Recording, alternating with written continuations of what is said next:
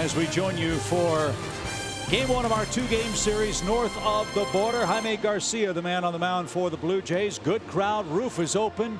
Man, oh man, they love their baseball here in Toronto, and hopefully Atlanta can continue their good work against the Jays in this ballpark. A look at Brian Snitker's Toyota starting nine features the designated hitter. Kurt Suzuki will serve in that role for the Braves today.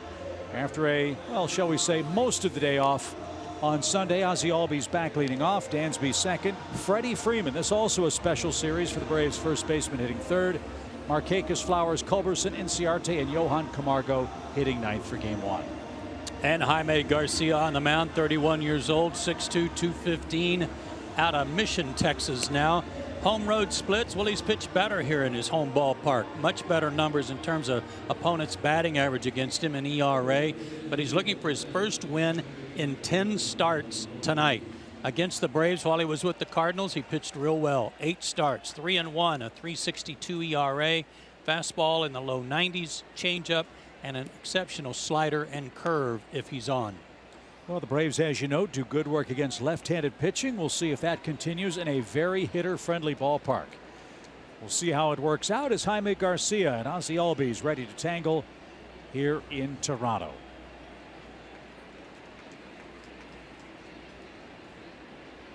And here is the opening pitch. It is missed upstairs. 1 ball, no strikes. Rob Drake will have the plate. 20 degrees Celsius, that's 68 Fahrenheit for you and me on a beautiful night. 1-0 pitch. Yeah, it's right there, even count. One issue for Jaime Garcia, he gets almost no run support. He has been a real bad luck hurler with the Blue Jays, which Braves hope continues tonight. And Ozzie didn't get that. 1 ball, 2 strikes. And that's a bit surprising given their offense is pretty decent. 7th in the league in runs scored, 5th in homers. They play Ozzie straight up, no shift here with a 1-2 count. And way off the plate, ball 2. He'll throw a 2-seamer and a 4-seamer with his fastball and try to get the 2-seamer to run away from right-handed hitters.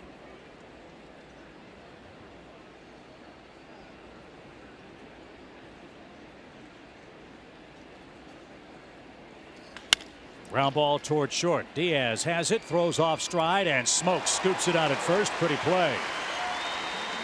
So Aledmys Diaz, the former Cardinal, makes a nice play. Smoke with some nice glove work at first, and we're underway with a ground ball out to the shortstop. 1 down.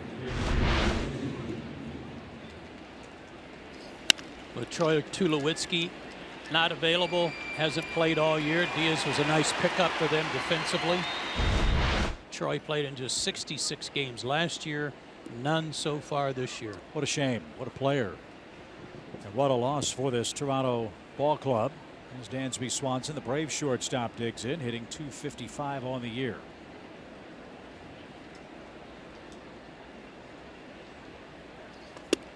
And a first pitch strike.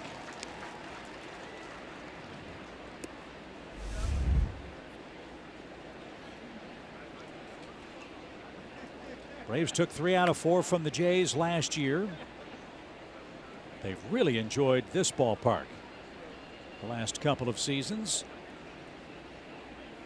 In fact, the Braves have won 5 of the last 6 games played here north of the border and have scored on average 7.3 runs a game. Much like the turf and the friendly confines. Only 375 to the gaps here, 328 down the lines.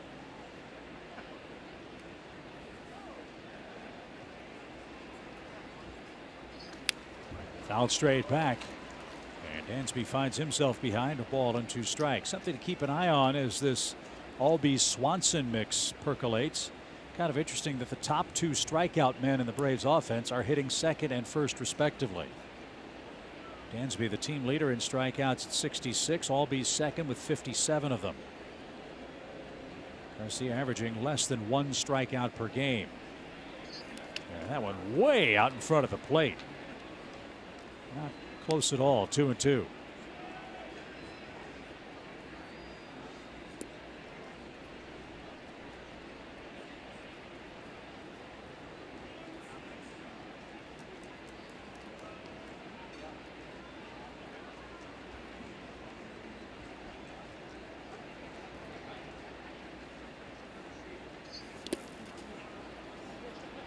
Jaime doesn't have a good breaking ball yet. Full count. And he's got to have that. His fastball is okay, but it's not good enough to rely on it all night.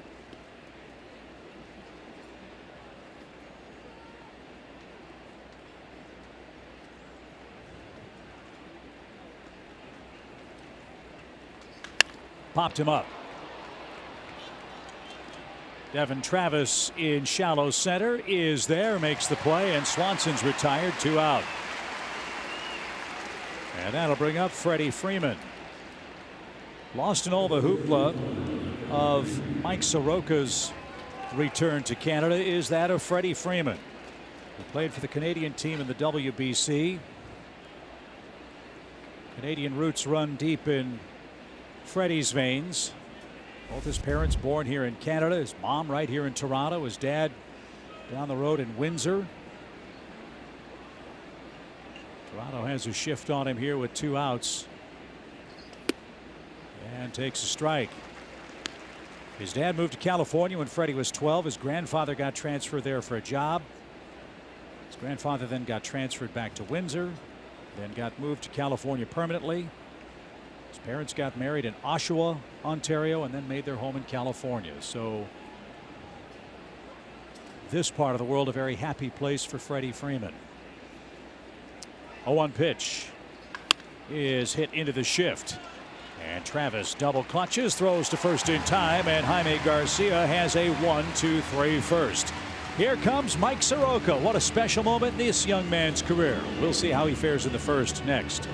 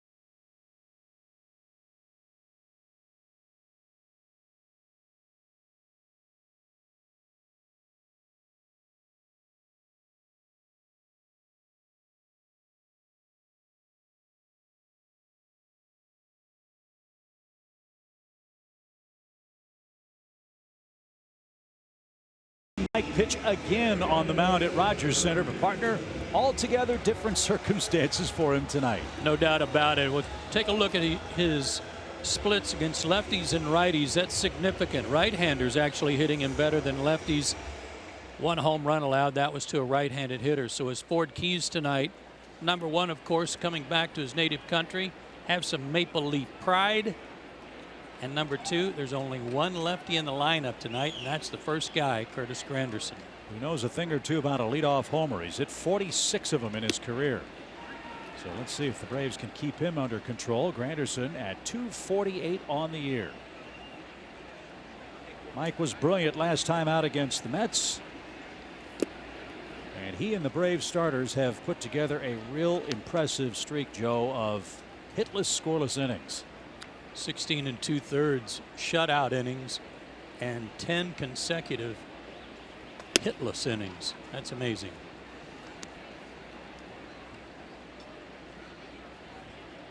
Mike threw 74 pitches in that 6-inning stint, 6 1/3 inning stint against the Mets. Gave up just 1 hit. And despite that seemingly economical performance, one thing, Joe, he said he wanted to be was more efficient tonight. We'll see how he fares in that regard as he sets for his 5th toss to Granderson. And it's lined toward left, and it's down for a base hit. Culberson in the corner. Granderson to second. Throw is an eyelash late. A leadoff double for Granderson.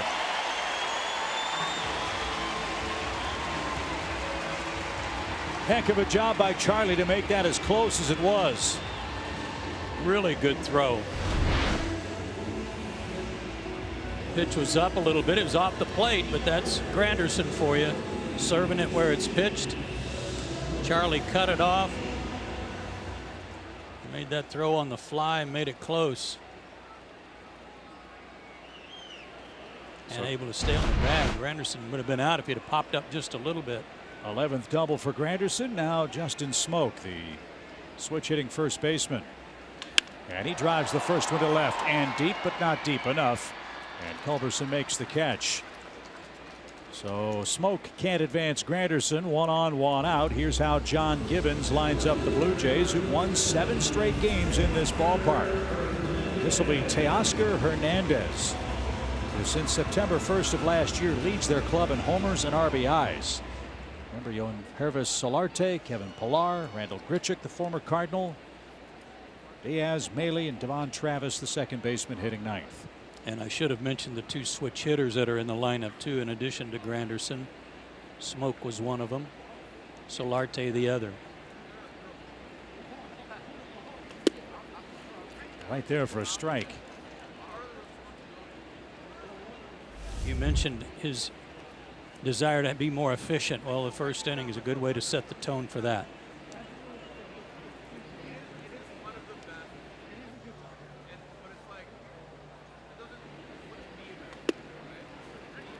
Quickly behind is Teoscar Hernandez, who's 25 years old.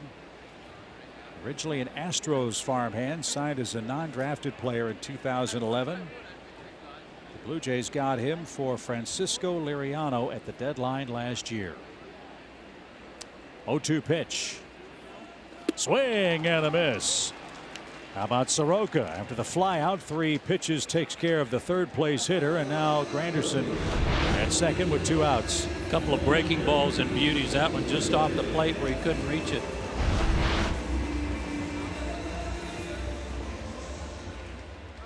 But he's not out of trouble yet. Here's another one of those switch hitters, Johan Hervis Solarte.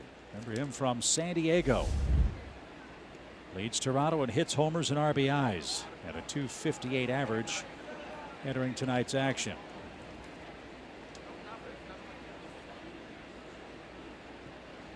Talked about this team being hot right now and having won 7 in a row at home. They're coming off a sweep of the Washington Nationals, so all these hitters have real good numbers coming into this game for their homestand. Yeah, that sweep really helped the Braves. They took advantage at home, taking 3 of 4 against the Padres. This one popped up. Plenty of foul ground here, but no chance for Johan to get there. And Solarte now a 1-1 count.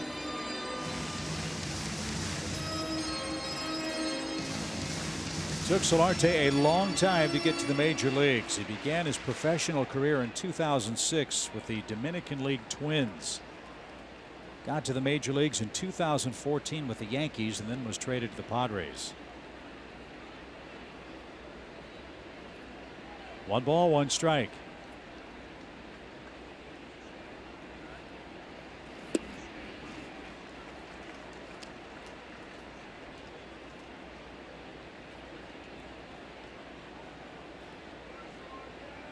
Anderson a leadoff double, a fly out and strike out later. He's there with 2 outs.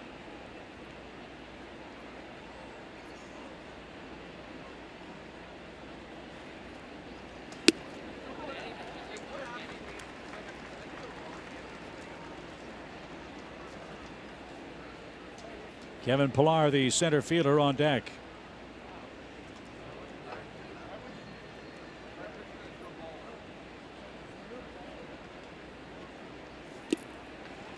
And that's taken low. It's ball 4, first and second. Mike will start with the right hand hitting Pillar now, who has struck out 53 times.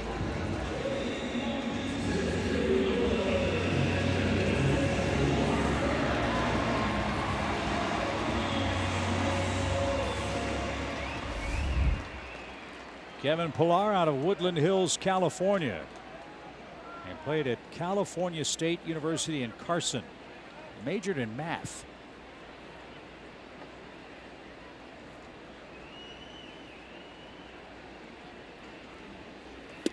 And he'll count strike one right there. Well, I know he's good at geometry because he can really range around in center field and cover a lot of ground. Certainly plays the wall here as well as anybody.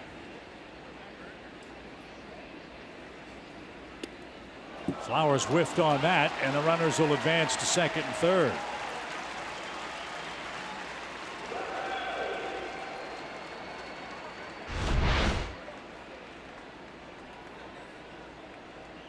That'll be a pass ball.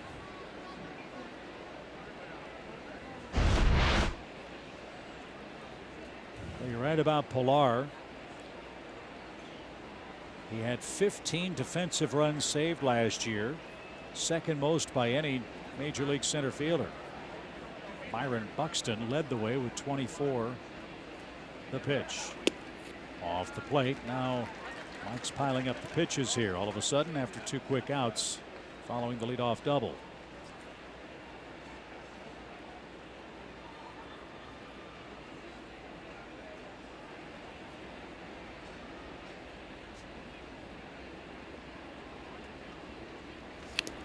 Off speed, and Pilar was out in front, 2-2.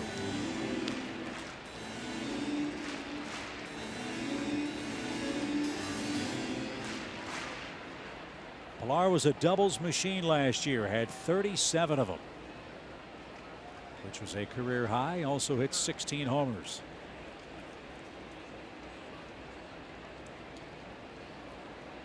Mike a strike away from getting out of the first. Fly ball, well hit left. Culberson on his horse, still going. He's at the track. He got it, and he slammed into the wall. What an incredible catch! My goodness.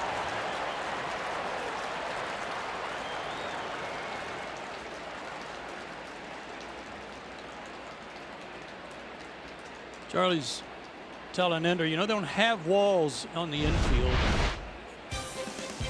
With no regard for life or limb, he made the catch, slammed into the LED scoreboard, and Culberson saved a couple of runs at great personal risk. That's not padded. It's not padded. It's advertising.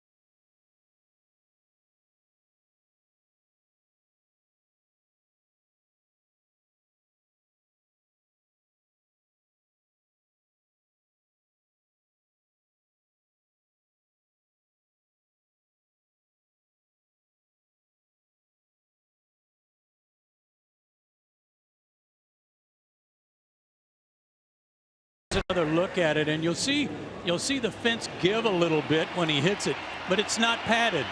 Let's make sure we got more advertising and more signage out there. It's just so that another outfielder can run into the wall and get a concussion or worse. What a catch, and no padding, no nothing. MLB, are you watching? Oh, good grief. And then he showed the ball, and Mike Soroka was ecstatic.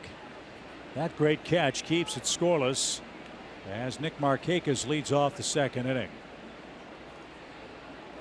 Amazing thing on that StatCast graphic, the catch probability was less than 50% when the ball left the bat. I'm like you. I thought it was big time trouble. I thought it was a home run when Pilar hit it.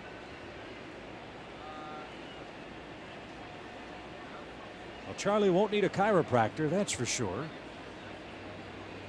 as he saves a couple of runs. And now the Braves go back to work with Nick Markakis, and he's quickly up 2 balls, no strikes. Nick had a great final game at SunTrust Park. 3 hits, scored ahead of Tyler Flowers' 8th inning homer, and then had the game-ending catch that preserved a 4-1 victory for Julio Teheran. Another 3-hit game for old reliable Nick Markakis, who now comes to town with 92 hits.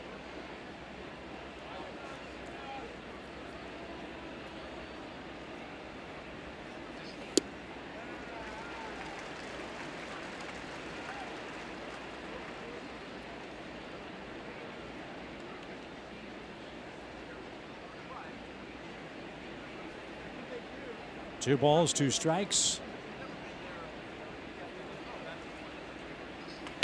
And that one again hit to the shortstop. Funny spin, but Diaz makes the play, and 4 up, 4 down for Garcia. When Jaime's right, he'll get ground balls. He's got 3 of them so far tonight. And here's Tyler Flowers, the Braves catcher.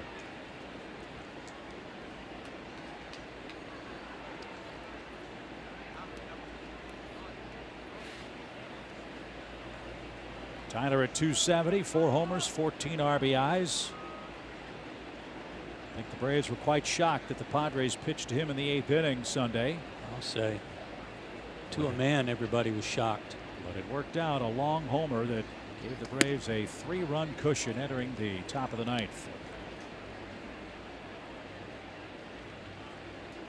So Tyler, 4 homers, 14 RBIs. Remember, he missed a month of this season after getting hurt in his first at bat of the year. Garcia has an odd split. It's real random. His 2nd and 4th innings, an ERA of almost 10. Everything else pretty good, less than 3.5. But the 2nd and 4th innings give him trouble.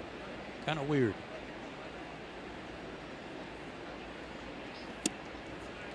That missed inside, ball 2 to the Braves catcher Tyler Flowers. Kurt Suzuki, the DH, will follow.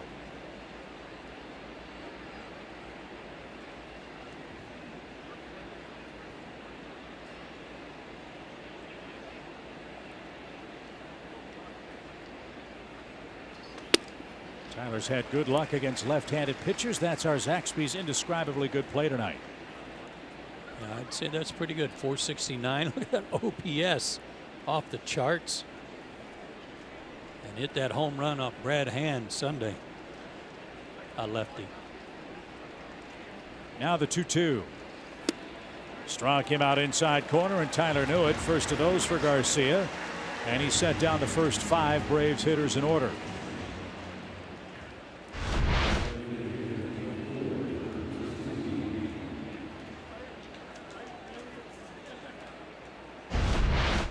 Crossfire fastball.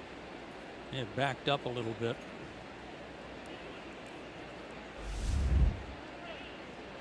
Might remember Kurt Suzuki was the Braves starting catcher on Sunday until he got hit in the head by Rafi Lopez on an errant backswing. Kurt got taken out of the game in the 3rd inning.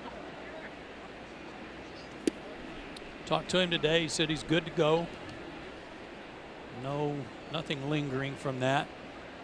I said, did you ever get an apology from the guy? He goes, he kind of shrugged his shoulders and he said, yeah, after the game.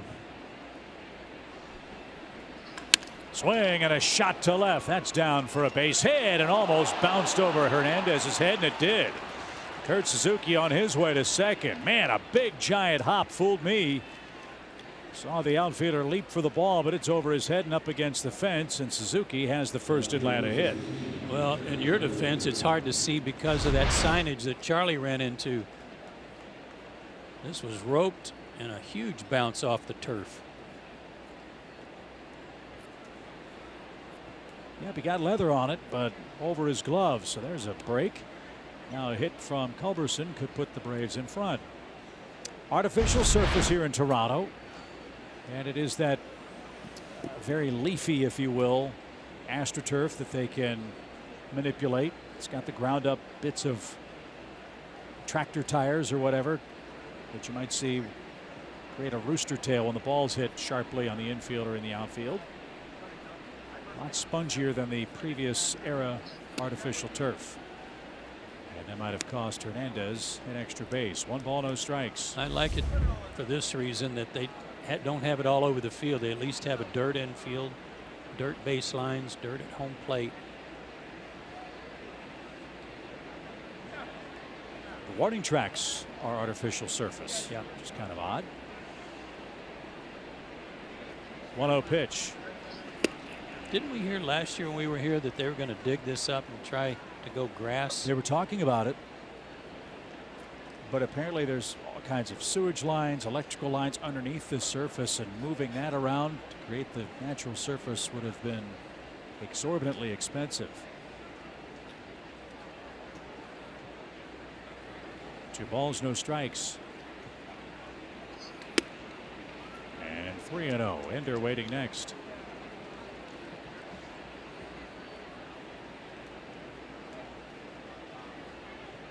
Culberson hit that wall with his front shoulder. What issues, if any, does that provide him as a right-hand hitter? It's kind of where everything starts. Your hands start the swing, but your shoulder is there to help pull. I wasn't even really thinking about his shoulder as much as I was thinking about his vision. It looked like George Polis in the dugout, the trainer, is kind of using his thumb like, I'm going to have to check you back behind the dugout, go through the concussion protocol. I hope they don't have to do that. Turned on that baby well. Vision's fine. Full count.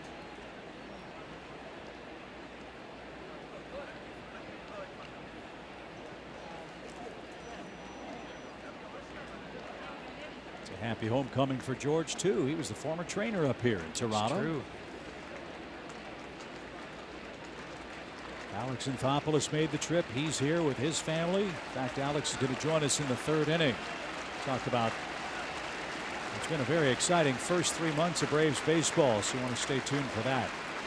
Big lead at second. The 3-2 pitch is in the dirt, ball 4. The inning continues for Ender.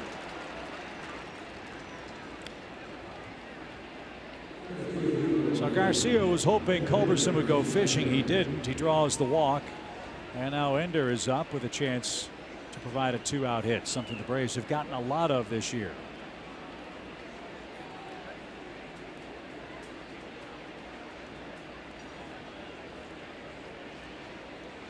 Ender is due for a good game against left-handed pitching. Last year he hit him at a 291 clip. This year 188.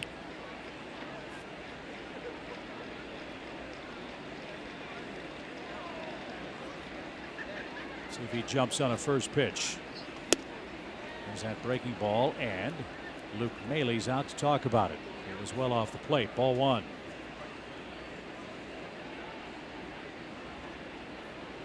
Russell Martin has caught 48 games and Mailey 34.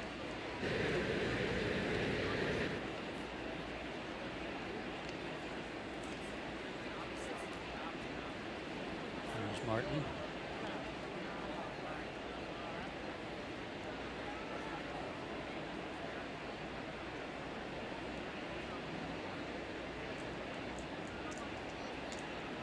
Long inning for Jaime Garcia. After 2 quick outs, a double and a walk.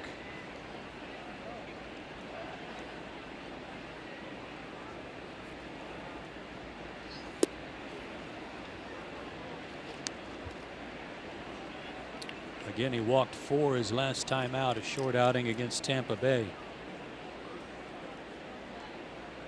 29 on the year in 59 innings, make it 60 innings.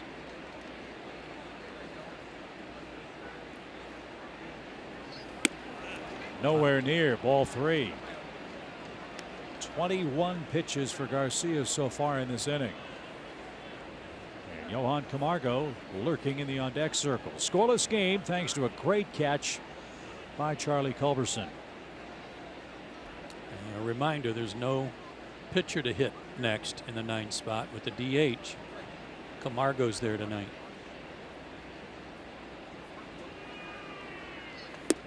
And back-to-back walks after the double. All of a sudden, once Jaime Garcia went to the stretch, he can't throw the ball over the plate, and Atlanta's got him loaded.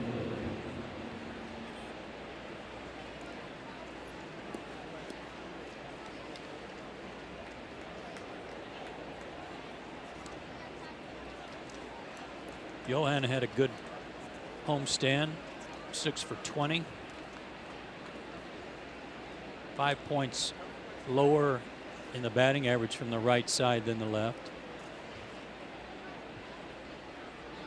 And Garcia will work out of the windup here. Let's see if Camargo takes a pitch with back-to-back walks from Garcia.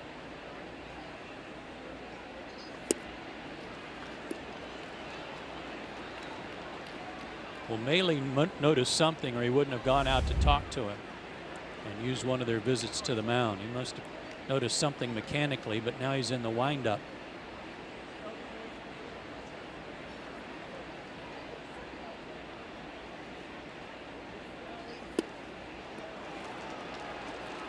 Ball 2. Natives getting restless here in Toronto. That's at least 7 straight, isn't it? It is, and 11 of his last 14 have been out of the strike zone. Might make him trying to throw another one here. Swing and a drive, belted. It is a grand slam for Camargo. Wow.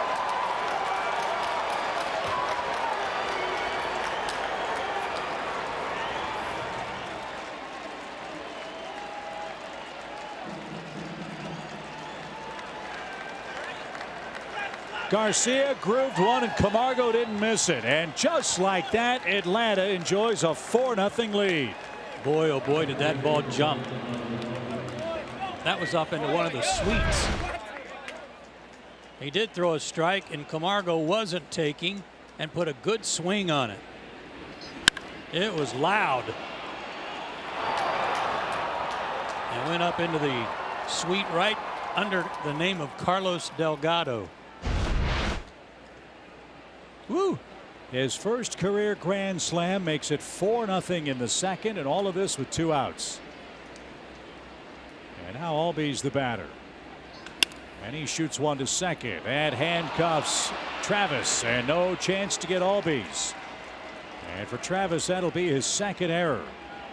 And all this standing around might have cost the Toronto second baseman a boot. And the inning continues for Dansby.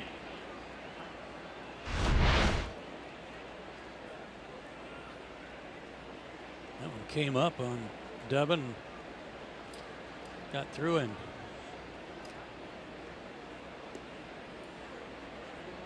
They're number 12 in the league in errors in the American League out of 15 teams. That was their 45th. 24 unearned runs on those 45 errors. Let's see if Swanson can get Freddie to the plate. A double, 2 walks, and a grand slam for Camargo, the 9th place hitter. And the Braves have struck first in the second to lead 4-0.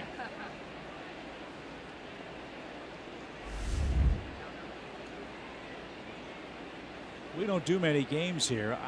The ones we've done, I can't remember any Brave hitting a ball into that third deck, into those suites down the line. That was a missile. So was that. Pollard drifts back, and he reaches up to make the play. Jaime Garcia imploded after 2 are out. A Suzuki double, 2 walks, then Camargo plays long ball, and Mike Soroka now staked to a 4-0 lead as Toronto comes up in the bottom of the second.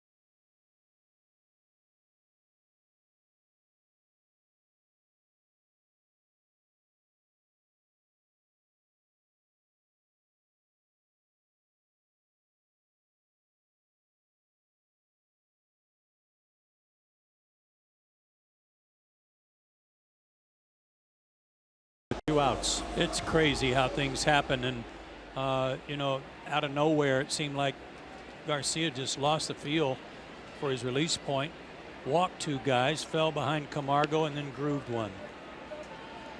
Way to go, yo. So Mike Soroka with a 4-0 lead can pound the strike zone with Randall Grichuk leading off. Grichuk coming off a 2-homer game Sunday. Always liked this guy, and he's always hit Atlanta. And he lines one toward the corner and left. That's going to bounce up against the wall. Culberson with a bare hand. Throws off stride to second, and Toronto for the second straight inning has a leadoff double to left.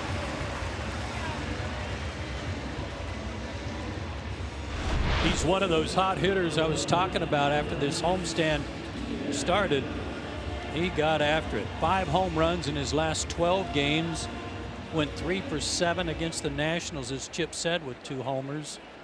And he got off to just a miserable start and has bounced back to get his average up around 200. So here's Diaz, the shortstop, and takes a strike.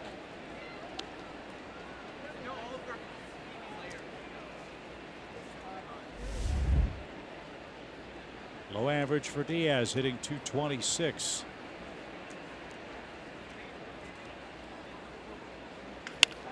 A shot to left, but right at Charlie. A repeat of the first inning. Ooh. And almost doubled up was Grichuk. Nonchalantly headed back to the second base bag. Charlie almost caught him napping. He One sure out. did.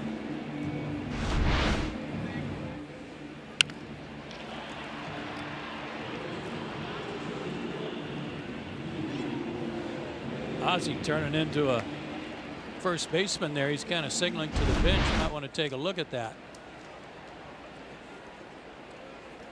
So far, Toronto's 0 for 4 with runners in scoring position. Diaz couldn't advance Grichuk. Now Luke Maile hitting .240 and getting the start tonight.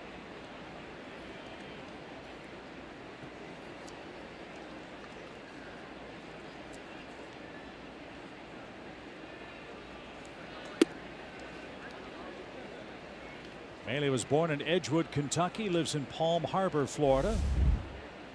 He's a Kentucky Wildcat out of Covington Catholic High School. Toronto got him on a waiver claim from the Tampa Bay Rays. Down the right field line, that's slicing into the seats, and Mike's ahead 0-2. You know, until you come back here, we spend so little time here, as you said earlier, you forget what a hitter's paradise this ballpark is. What with the turf and the short fences, ball jumps.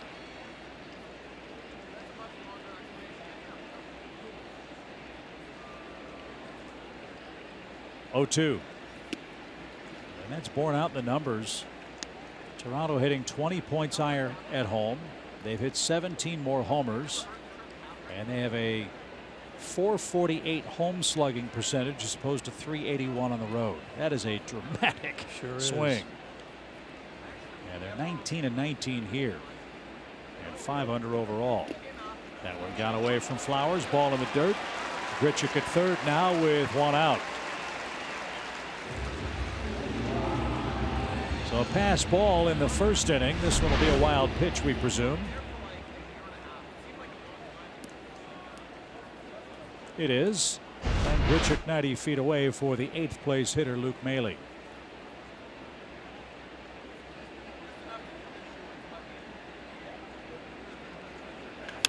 Ground ball hit to the left side.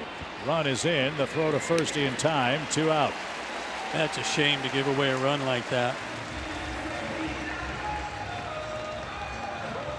So the wild pitch gets Grichuk to third. A ground ball to short gets him home. It's now a 4-1 game. And Devon Travis, I beg your pardon, is the hitter, the 9th place batter for the Blue Jays.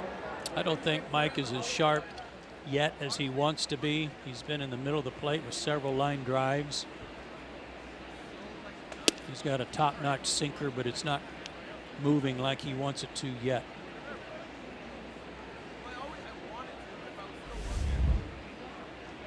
Travis has been a hot hitter of late for Toronto, but not this time. A little pop into shallow right. Markakis in. Ozzie gives way, and Markakis at the line puts it away, and that retires the side. Toronto brings across their first run. We go to the third, where Freddie Freeman leads off for the Braves in a 4-1 Atlanta game.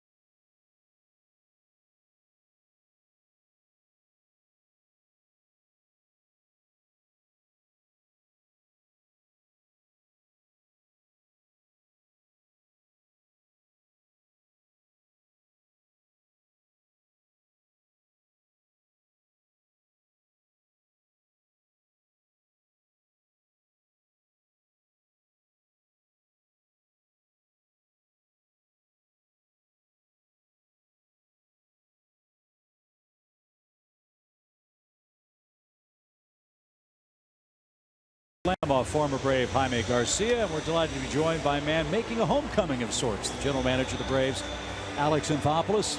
I would dare say welcome back, but you've already been through that before here in Toronto, haven't you? Yeah, I came back. Obviously, I left at the end of 2015, joined LA with the Dodgers, and we were here, I think, end of April, beginning of May. It's pretty fresh. I just left, and I wasn't the general manager of the team, and last thing I wanted to do was be a distraction, and it was a lot of, not to, because I was important, I think it was a story. So it was a lot of media requests, and I didn't want to do stuff on the field, and the dugout didn't want to do it outside the clubhouse. I mean, you can imagine I'm doing a scrum, and I'm not the GM, and people will be looking at you like, who is this guy? He just joined the organization, he's doing scrums.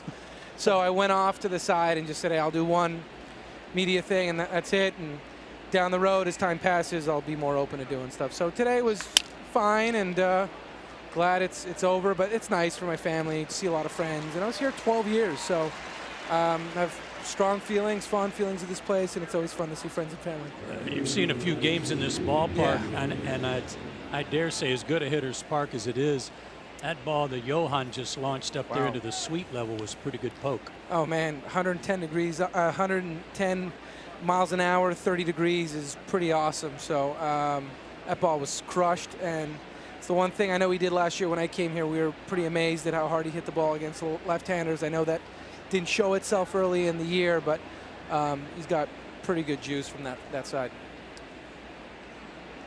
Alex, we're 73 games into the season, if you can believe that. I'd love to get your impressions of, obviously, 3.5 up is a real nice position to be in, but overall, what are your thoughts as you have settled in now 2.5 months into regular season play with this club? Sure. You know, look, when you win that many games, a lot of good things have gone on. First and foremost, players deserve all the credit. They're the ones doing it. Then you have Snit and the staff, the work that they've done with these guys. They're the ones that put us in a position.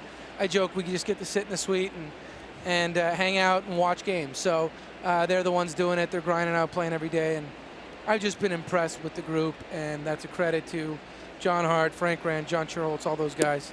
The team that they've put together. I know they watch from afar with pride, as they should. You know, in various ways, they've put their mark on this organization and these players. So they should feel really proud about what's gone on here. Obviously, we're here now. We're going to try to help, but make no mistake, those guys did a fantastic job, and we played much better defense, which was important. We pitched very well, and you know, offensively, we're hot at the beginning. We've been a little cold lately, but the starters have done a great job, and I think the bullpen, for the most part, has done a nice job as well. So we'll see. Come July, I hope we're right there, and I hope I have to stress a little bit about having to make some tough calls. And that was probably. I knew you guys were going to go there anyway. Well, no, my question is, where we are. You got the job in November.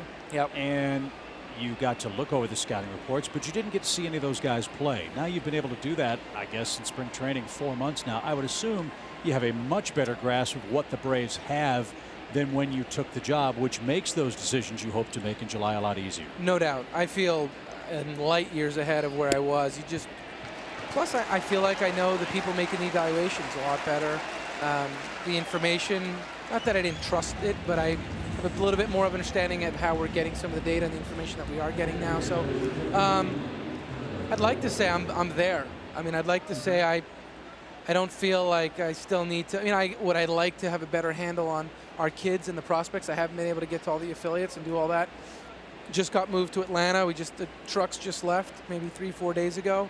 We did that when we came from LA, and our family will be moved out at the end of July. But in terms of the actual team here, I feel really good knowing what we have.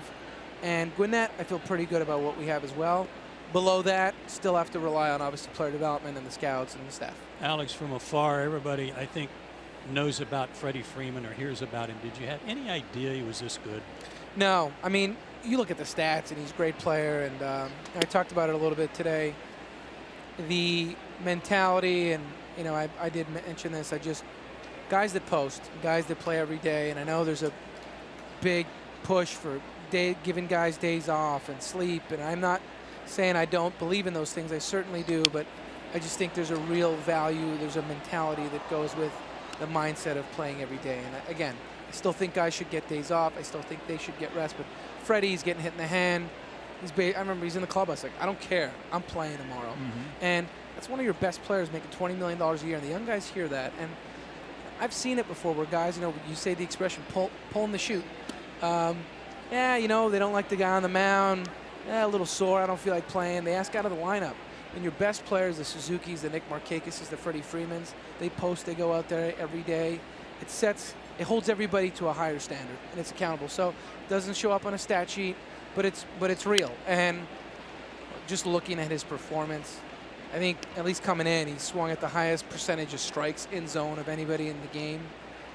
Great defender, grinds at bats. I was calling him Barry Lamar Bonds at the beginning of the year because he walked like every at bat. And I'm trying to just more of a I know you don't want to walk and you want to hit bombs all the time. But he's a good base runner, too. Yeah, exactly. Tremendous. A lot of guys are good base runners. So it's a really good mix, good group. Again, it's I just got here, so I think I can't say enough about the work that's been done. As you look up in center field here, you see that 2015 AL East banner. What does that championship mean to you in your tenure here as the general manager with the Blue Jays? A lot. I mean, it was when we got here, when I got the job, we were similar. I mean, not in the same place with the player development staff and the prospects, but it's a 73-win team. When I got the GM job, 72-win team here. Our farm was ranked 28th at the time, and we had a lot of guys that were going to be free agents, Roy Halladay and so on, and it looked a little bleak. And $1.5 million was the turnstile on the fans that came through here the first year. And you always say, look, I'd like to believe I'll be with the Braves the remainder of my career. There's only so many John Sherwoltzes that get a chance to do that. But whenever your time's up at a certain spot, you want to leave it a better place than when you left it. So, not to toot my own horn or anything, but I feel like I'm proud of the work that was done here. We left here with the fan base. Attendance was huge. And winning the AL East was a great achievement what teams are competing with. Well, Alex, we always enjoy our time with you. Congratulations. Welcome back to Toronto, and keep the Grand Slams coming. Yeah, let's get some more runs. Yeah. Sounds like a plan. Alex Anthopoulos with us in Toronto. 4-1 your score.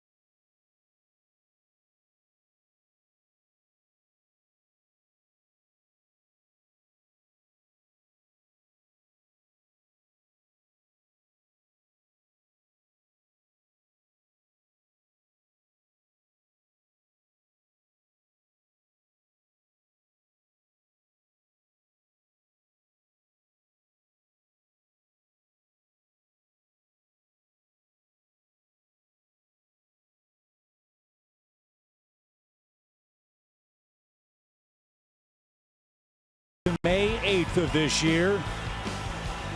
The Big Maple, James Paxton, the first Canadian-born pitcher to no-hit the Blue Jays. His last pitch, Joe, 99 miles an hour. What a night to come back to Canada and do that to Toronto. Amazing.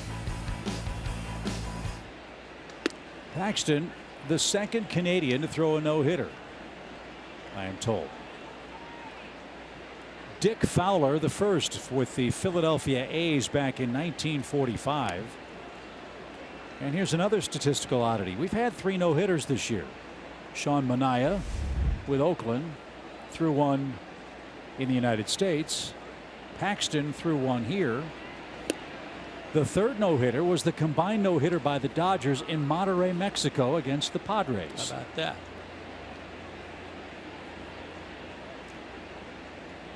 So the no-hitter bid for Soroka was taken away by Granderson, who doubled the opposite way in his first at bat. And was left stranded at third base. So he hits for the second time and has a 2-2 count. Don't forget about the seasons this guy had in New York with the Yankees. Back-to-back 40-plus home run years.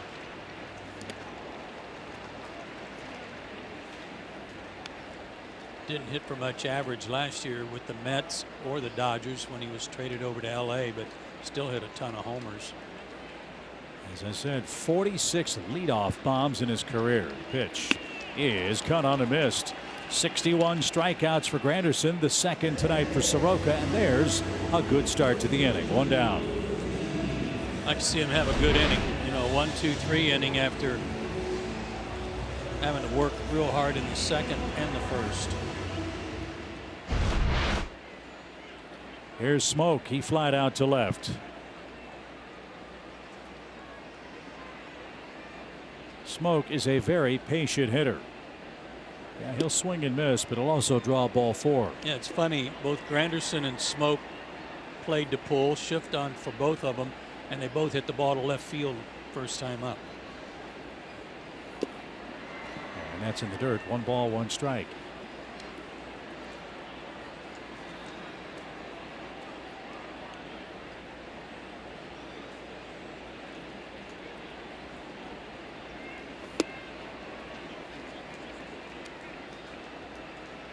Brave start play tonight. 3.5 games up on Washington in the East.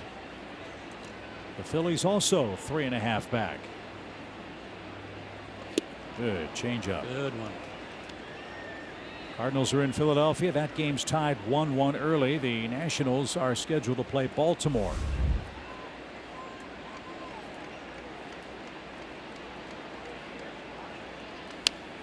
Foul back. Big news for the Washington club. They got Kelvin Herrera from Kansas City for 3 minor leaguers yesterday. That should give the Nationals a really good and really deep bullpen. What a huge pickup for their bullpen. And the highest rated prospect they gave up of the 3 was their number 8 guy. So with Madsen, with Kinsler, with Doolittle, and now Herrera, Washington can really try to shorten games if they need to. Also kind of made me wonder if, you know, the Nationals know a whole lot more about their team than we do. If maybe Madsen's injury is a little more serious than they're letting on. Kinsler has not been himself. He's got the dreaded forearm strain right now for Washington. As Smoke hits this one toward right. Long run. Markakis won't get it. It's off the base of the wall. His throw to second base is off target, and Toronto has another double. 3 hits, all of them 2 baggers, and Smoke is aboard in front of Teoscar Hernandez with 1 out. It's really too bad this ball hit on the warning track before it hit the wall. Nick was ready to play it off the wall and hold him to a single. And when it hit the warning track and then skipped up off the wall, it kind of popped up in the air, and Nick had to wait for it to come down.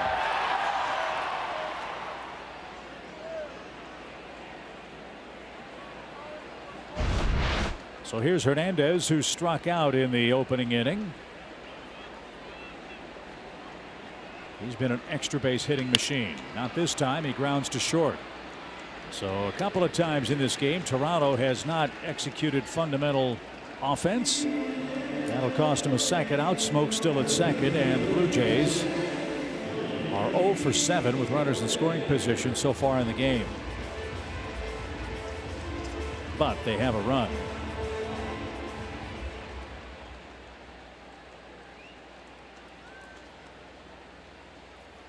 Mike walked Solarte. Kevin Pillar almost made him pay with that deep drive to left field that Culberson caught up against the wall. Runner at second, 2 outs, 4-1 Atlanta, and that missed badly inside. Ball 1.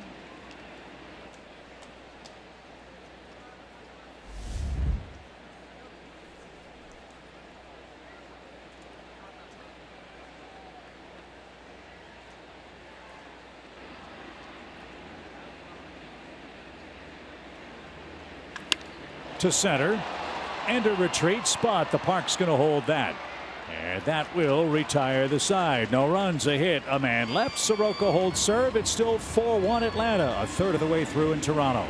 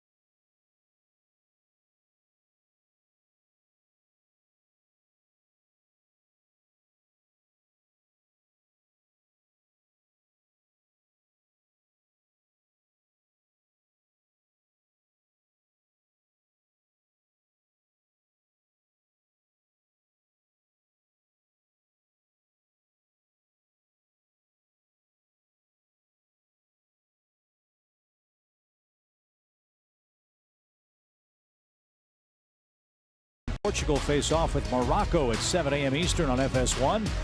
The World Cup tomorrow on Fox and FS1, or stream it all live on the Fox Sports app. How about Japan today? Yeah. Took out Colombia 2-1. And I tell you, Portugal and Spain, after their 3-3 tie, they're going to probably feel like it's an off day, not having to play each other. So Charlie Culberson leads off. He walked and scored ahead of Camargo's grand slam. Jaime Garcia, 3 walks in today's game. And Charlie Culberson, our landmark, always best feature. 9 runs, 9 driven in 16 games. Great defense today already. Run-saving catch in the first inning that kind of changed everything. Saved at least 2 runs. Took all the wind out of the Toronto offense for the moment. And then Garcia got the first 2 outs in the second. A double, 2 walks, and then Camargo unloaded into the third deck for his first career grand slam.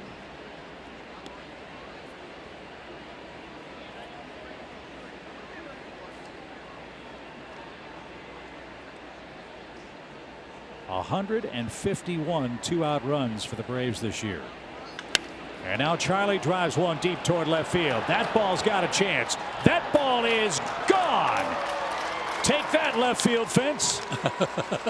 Charlie Culberson hits a solo home run, and Atlanta's lead again is 4. It's a 5-1 game.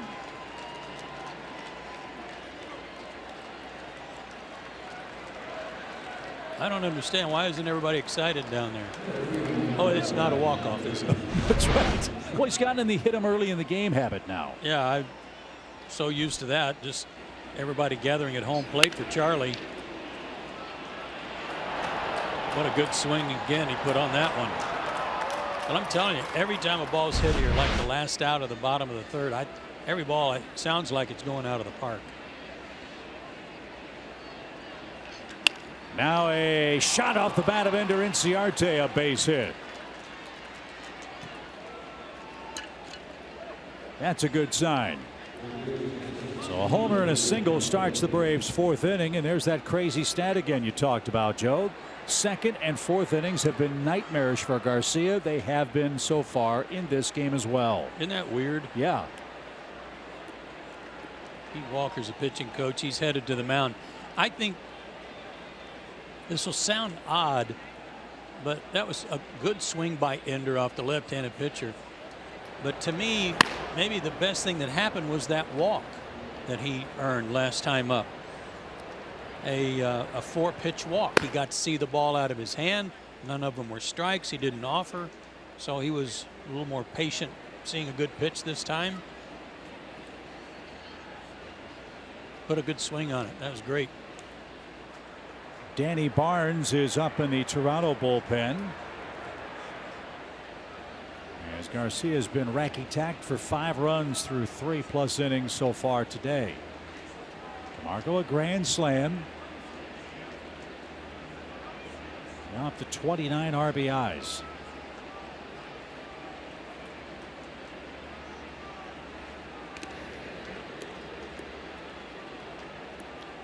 Braves enter action with the best record in the National League.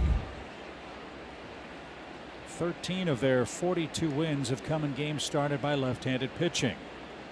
Pretty impressive when you consider your 3 and 4 hitters are left-handed batters. That's fouled at the plate off Maile, strike 1.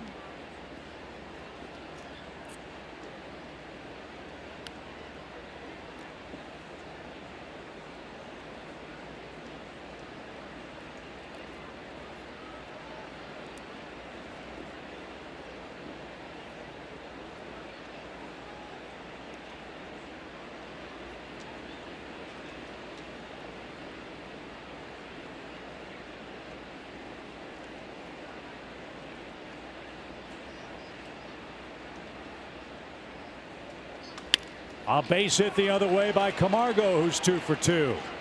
3 straight Atlanta hits begins the 4th inning. That was a nice piece of hitting.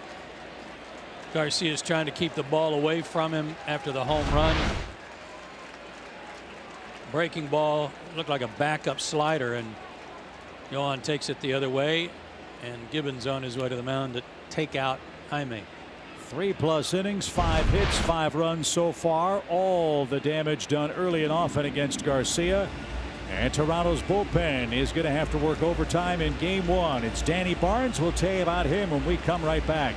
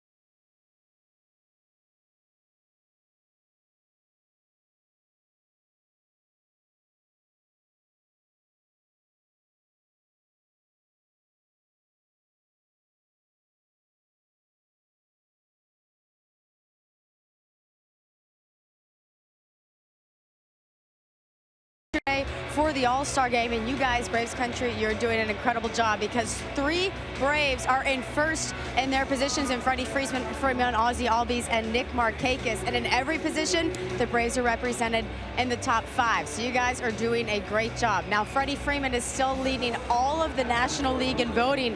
He has over 1,400,000 votes And I mentioned Nick Markakis moving up to that #1 spot. He passed Bryce Harper to get there. So the 2018 MLB All-Star ballot is open and exclusively online. So make sure to vote for your favorite Braves so they are represented this year. You can go to braves.com/vote, guys. All right, Kelsey, thank you very much. Here's one of those potential Braves All-Stars to face Danny Barnes, the pride of Princeton University. Fastball, change up, slider. Fastball sits in the low 90s. Albies will turn around and bat left-handed now. 2 on, nobody out, a run in, and a fly ball to left. Teoscar Hernandez has plenty of room to make that play. And no advance by the Braves base runners. Albies is out #1. Barnes on a nice run. He's not allowed a run in his last 6 outings. Was sent back to Buffalo on May 3rd, called back May 16th. Picked up a win on June 7th against the Orioles. Out of Manhasset, New York. The Blue Jays Farm Club AAA team at Buffalo, it's not quite like Gwinnett that's just across town, but it is just across the lake. Ah, that's true. Didn't get a hydrofoil. Yeah, 50B. Dansby pops one toward left. Another chance for Hernandez. And quickly 2 outs. Early in the count for Barnes as Freddie Freeman stands in. He's our Georgia Lottery hitting the jackpot feature. It's left-handed pitching. Unbelievable. 381, 1100 OPS. This situation with runners in scoring position, he leads the National League in hitting against lefty pitchers at 456. Hits in 26 of 28 games. 91 hits overall. And that one taken a touch low. Freddie starts play tonight 1 point behind Matt Kemp for the batting title lead in the National League. Kemp at 338. Boy, oh boy, that shortstop hole is wide open. That's where he likes to go. Anders going to try to steal third, and Freddie shoots one towards second. Travis will fire to second in time, and that retires the side. A run, 3 hits, a homer for Charlie Culberson. It's 5-1 against Jaime Garcia.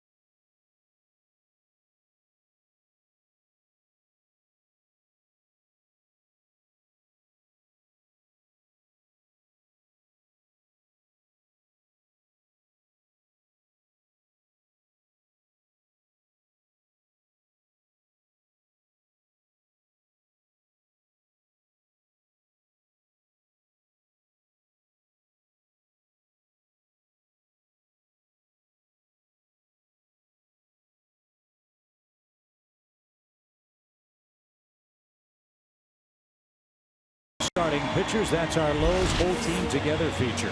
Yeah, take a look at some of these numbers. It's crazy. These are all leading the major leagues. ERA, batting average against, walks and hits per inning pitched, and hits per 9. The starting pitching has been outstanding. Another 4-run lead for Mike Soroka as he faces Kevin Pillar, who's got the hardest hit ball for Toronto in the game. Mike's gotten away with some high pitches and some mistakes so far. He's got to get the ball down a little bit. That man made a great catch to save him a couple of runs.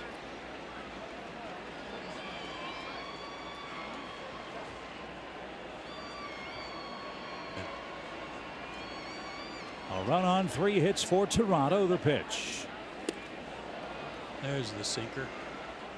Little change up, dying down and in.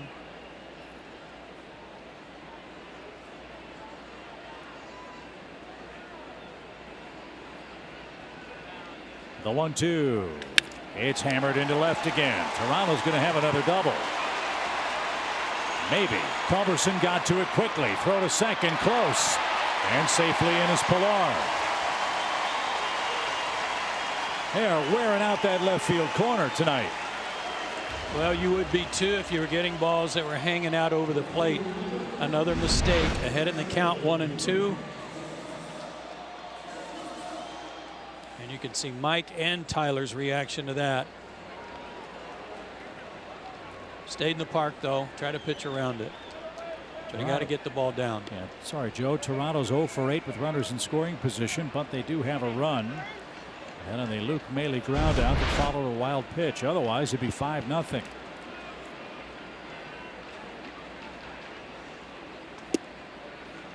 One ball, no strikes.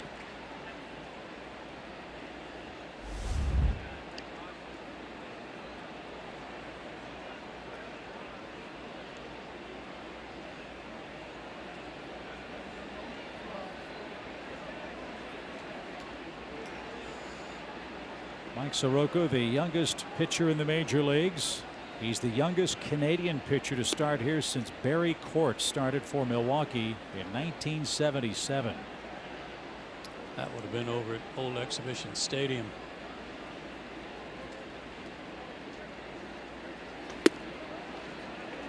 And that was when Milwaukee was in the American League. Right.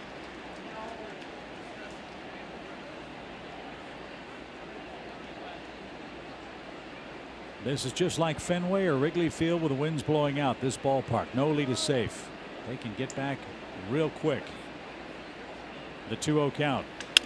Ground ball up the middle. Ozzie to his right. Off balance throw and a stretch. A gorgeous play to take away a hit for Grichuk.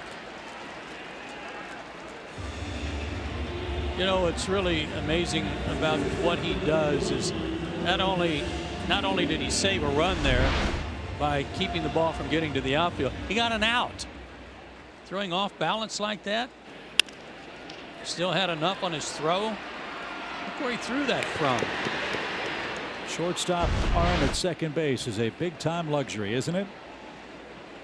And now Aledmys Diaz, the batter. Runner at third, 1 out.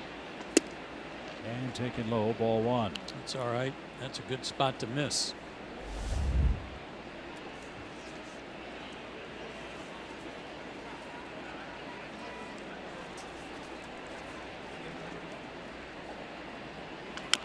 Little number right out in front of the plate.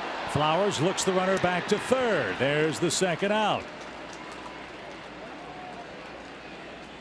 Toronto 0 for 10 with runners in scoring position. And now Bucks an out away from getting out of this mess. And again, there was another pitch down. It was a sinker down. Wasn't anything for Diaz to do but pound it in the dirt.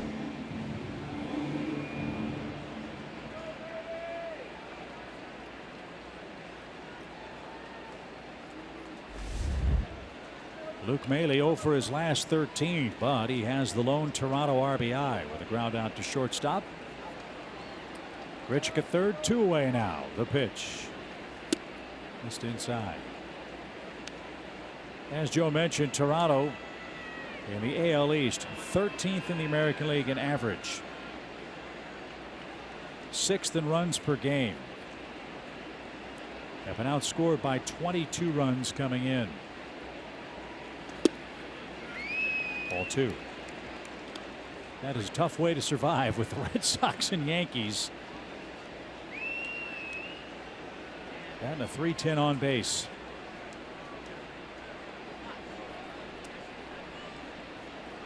Two balls, no strikes. Well, there's Mike Soroka's sinker. Sorry, Chip. By comparison, Minnesota in their division is 6 games under 500. They're only 5.5 out. New York Mets are 7 games under. They're 10 out. Toronto's 5 games under. They're 15 out. Yeah. It's time to cue the Eric Gagne music. Game over in the East, unless you're in Boston or New York. And that's got to be the inherent problem that the Blue Jays face year after year in this division. Not only do they have the Yankees and Red Sox in their payrolls, they've got to deal with the Canadian dollar. That's tough. 3-1 count. And a base hit brings home Pilar. And Maile has his second RBI. That makes it a 5-2 game. So Toronto gets a big 2-out hit. That's their first hit with a runner in scoring position tonight. And Devin Travis, the batter. Somewhere between the knee and the belt. Didn't have much movement. And Dansby playing him to pull a little bit. Couldn't get to it.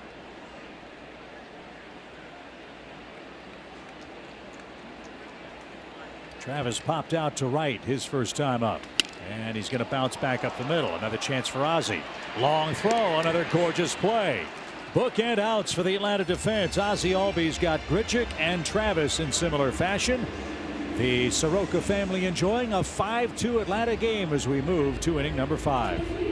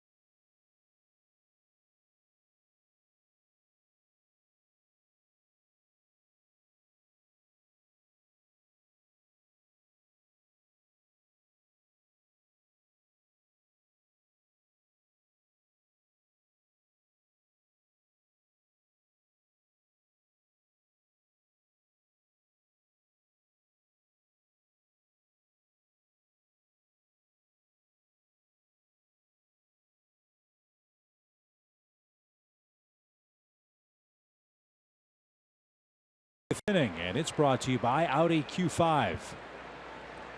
Nick Markakis leads off for the Braves. Danny Barnes will work his second full inning of relief of Jaime Garcia. Nick is 0 for 2, a ground out and a strikeout. Now he's got a right-hander on the mound. And he takes strike 1. He's our Yellowwood bringing the lumber feature tonight. And that is his games at Toronto. Used to be in his own division. Good average. A lot of runs and RBIs.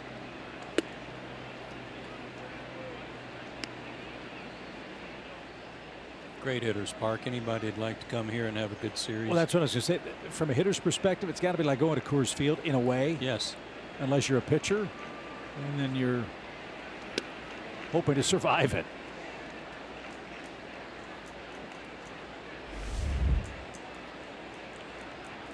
It was a beautiful day here today, and they've got the roof open, which is nice. 68 degrees at game time. That's 20 Celsius, by the way. They had a board at Old Exhibition Stadium that wasn't just a scoreboard, it was also a thermometer. Really? Yes. And I can't tell you how many times I looked over there at that thing playing in the outfield and seeing single-digit Celsius 5, 7, 9 degrees and going, I don't know what that is, but it is cold. It's kind of like Texas, but in reverse. You go to the Globe Life Stadium and the old ballpark especially, they'd have the temperature right down the right field line. Right. 115. Just be barbecuing out there. 3-2 pitch for Nick. And he takes ball 4. That is the 4th walk issued by Toronto pitching in the game. And a promising start to the Atlanta inning. You cannot rest on a lead in this ballpark. You just can't do it. And you can't walk people either. Yeah. Of the 4 walks, 2 have scored. 2 scored on the grand slam by Camargo. So Tyler Flowers, the batter, he has struck out and walked.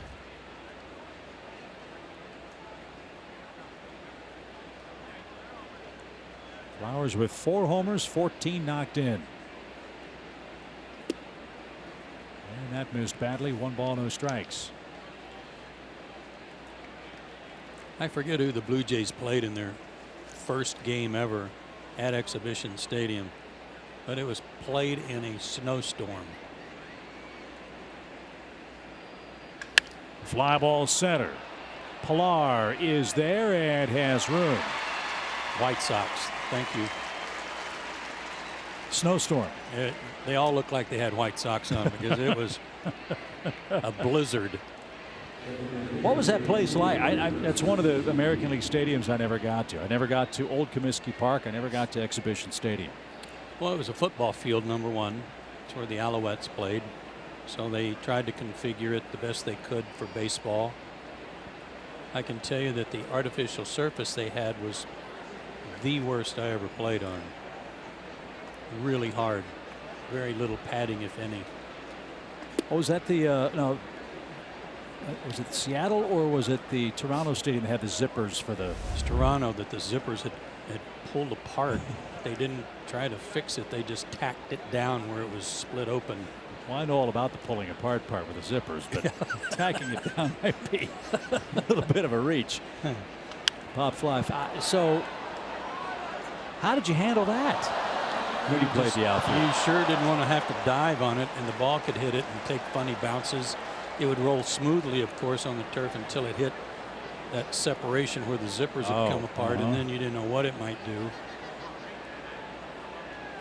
Had a high wall too, you know, the portable fence that they would put up from right field line around to the stands in left center. Trying to think of another stadium where you would think of a football field that they had to convert. Think of Miami. Remember they had the fold out seats, right? But these were permanent seats in left field for Exhibition Stadium. 2 balls and a strike for Kurt Suzuki. And that's in there for an even count. No cover on the grandstand except in the football stands. Clubhouses and facilities there were very nice. They made them nice. And they love their Blue Jays here, don't they? Oh, absolutely. They've always been great fans. 2-2 pitch. You know, the history here is really strong, going back to their minor league days, international league days. And right down the road here, I believe it's called Hanlon Park, which is where Babe Ruth hit his first home run as a professional baseball player. It was in Toronto, believe it or not. Hanlon's Point. That's it. Runner goes. Pitch. Cut on. Popped up. Shallow center. Travis broke to cover the bag. Pilar tries to deke everybody. That didn't work. And Markakis stops at second on a blue pit by Kurt Suzuki. The Braves' designated hitter has 2 hits tonight. So putting the runner in motion got Travis out of position, and that turned into the base hit.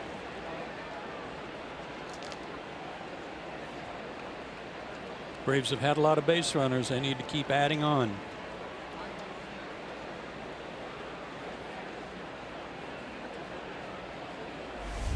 Charlie Culberson, the man of the hour tonight. He scored 2, he's knocked in 1, and he saved 2. We're only in the 5th inning. Way outside from Barnes, ball 1.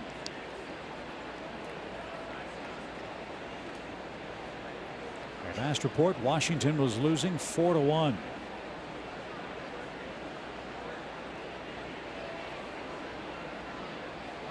The Orioles playing them. Braves have Baltimore next. That's down and away. 2-0 the count.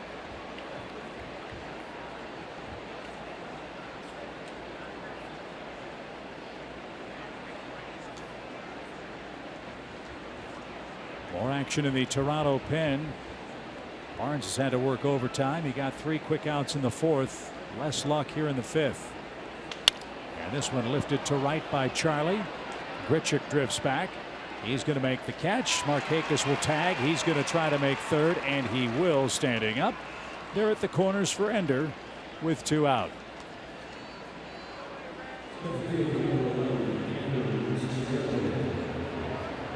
Ender's had a good night, a walk, a run, and a single. That was Joe Biagini warming up.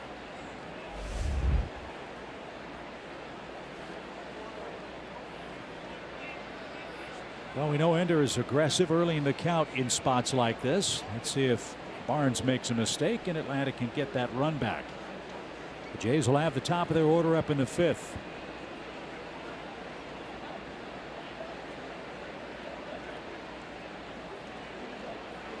He was swinging, but something off speed. Good choice. That was a good changeup.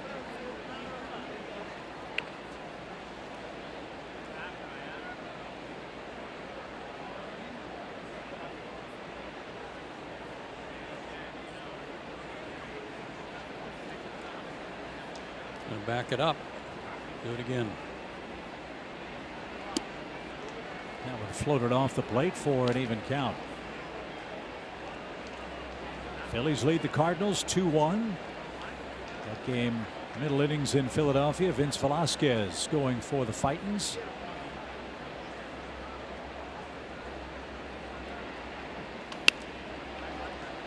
Braves won't see the Phillies until the final 2 weeks of the season. We will see the Cardinals at the end of this month when the Braves start a long 3-city road trip.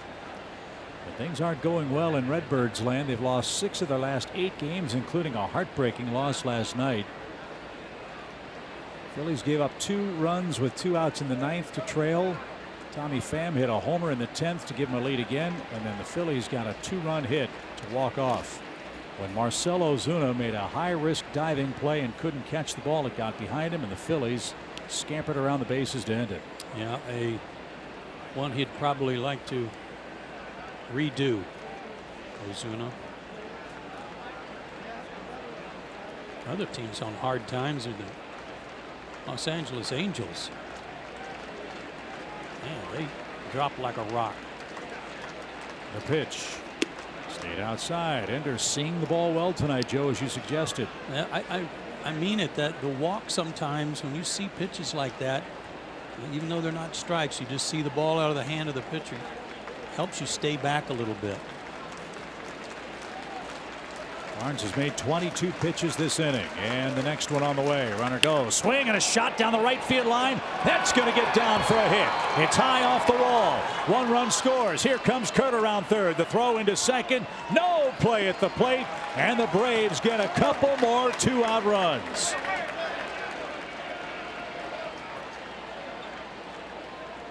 That's back-to-back really good at bats for Ender.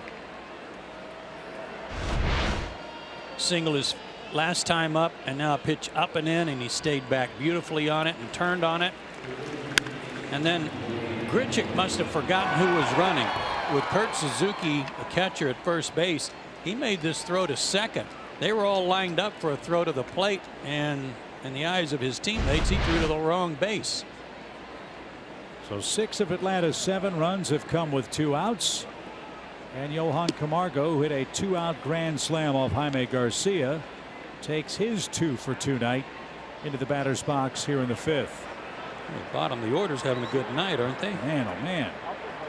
Suzuki scored twice. Culberson twice. Inciarte 2 hits, 2 RBIs. Camargo 2 for 2 with a grand slam.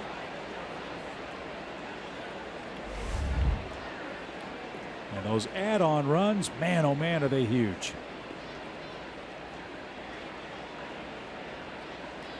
A ball and a strike. And a tapper foul. It's 1-2.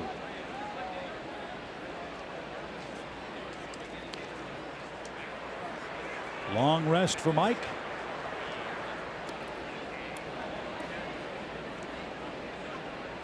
And Johan Camargo with the third grand slam hit by the Braves this year. Ozzie Albies has the other two. 1-2 count.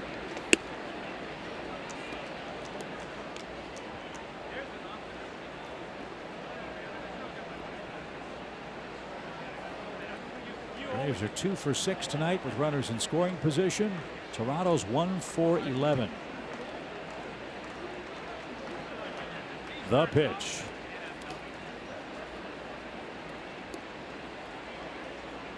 And another full count.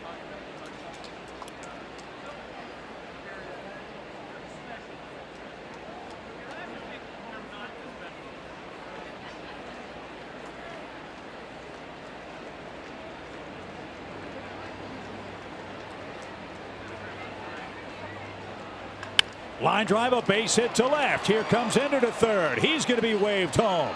Hernandez bobbles the ball. No chance to get Ender, who was flying around. It's 8-2 Atlanta. How about the clinic this guy's putting on tonight? A grand slam into the sweet level here. A base hit to right, and now an opposite field base hit to left. Batting left-handed. Pitch away, he went with it. Picked up his 5th RBI of the night. Well done.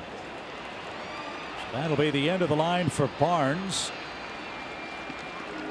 He will give way to Biagini here as Atlanta pouring it on. 3 more runs in the 5th. All of these tallies with 2 outs. 7 of the 8 Atlanta runs have come with 2 outs so far tonight.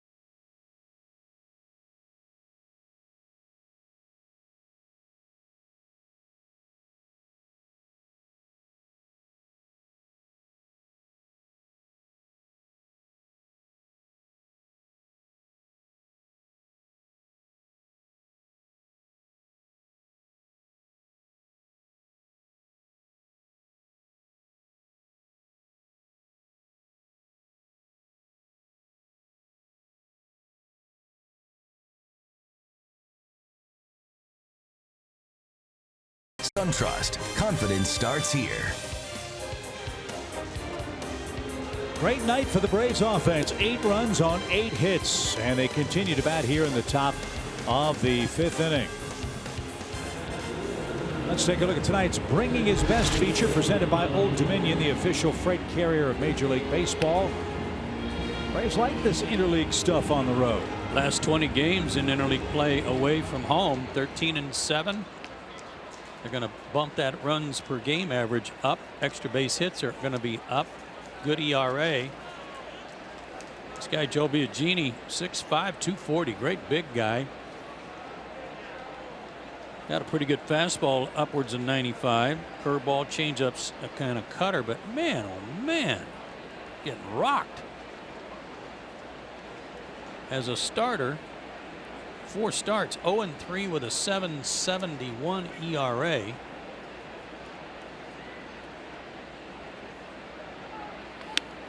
Ooh.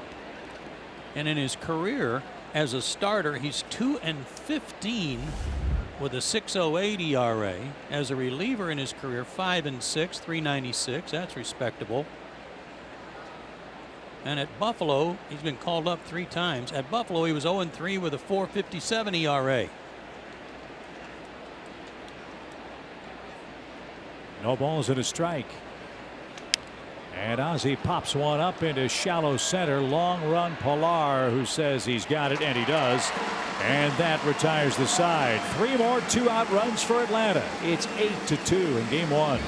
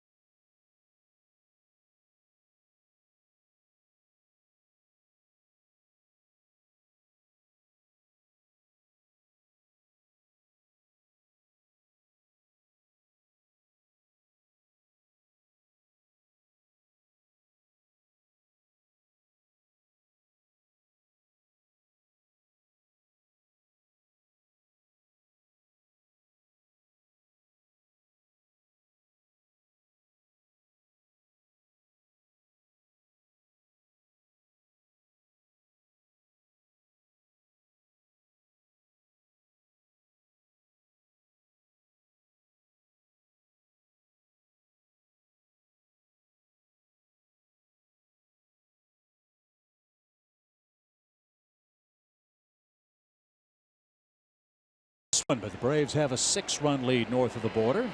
Top of the order coming up. And a strike from Granderson. 0-1. Chase has gotten hot lately. Good for him. We'll see him when we go home. Yeah, on Friday. Weekend set with the Orioles. Roger McDowell will be back as the Baltimore pitching coach.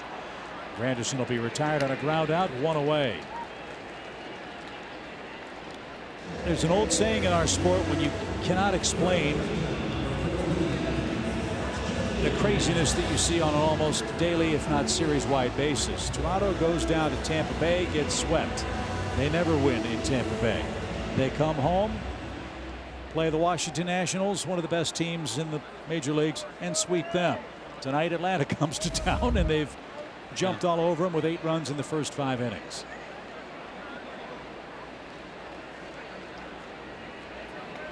A strike for Smoke, who doubled back in the 3rd inning. Mike's got to get through 5 with this lead to qualify for his 3rd win. And a line drive the other way by Smoke. And Charlie gets to it quickly. A 1-out single. Smoke is 2 for 3. Uncharacteristically, Mike does not have a 1-2-3 inning tonight. Yeah, and he's not getting a lot of ground balls. He's getting a few.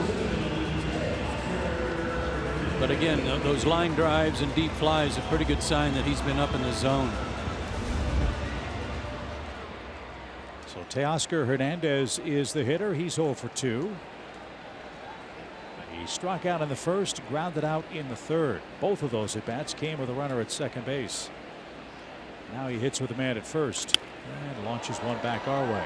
One of the things you mentioned, that problem they have down in Tampa Bay, and they did this year. Early May, they had to go to Minnesota, and it was just a quick 3-game series. But they had an off day after that before they went to Tampa Bay. They lost one of the games to weather. So they had to play a doubleheader on the off day on Thursday before going to Tampa Bay. So they played the doubleheader. Started at like 3 or 4 in the afternoon. Rain delay. They didn't get to Tampa Bay till 7 in the morning and played that night. And I'm told it's taken them about a month to get over that. Wow. Line to left. Charlie plays that on a hop. It's off his glove, and that's up against the fence. Toronto's got him at 2nd and 3rd with 1 out. That was a missile.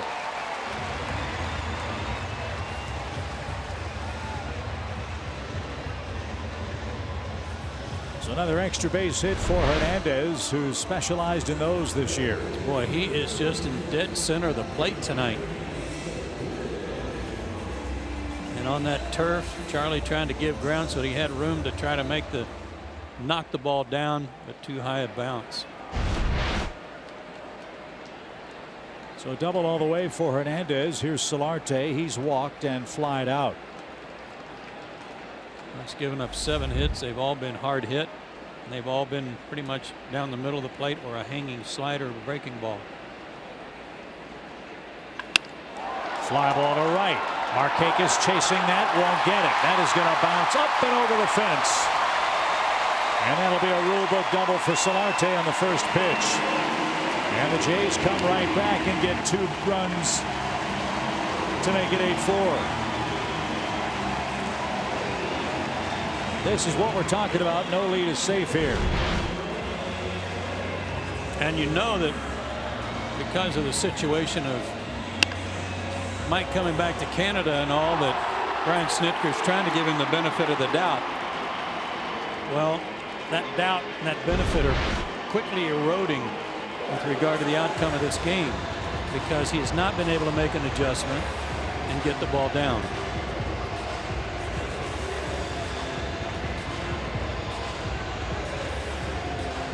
So Peter Moylan has begun to throw on the Atlanta pen. Kevin Pillar is the batter. He has a double tonight. Toronto 4 runs on 8 hits. 3 consecutive hits here in the 5th inning. And 6 of their 8 hits have been doubles.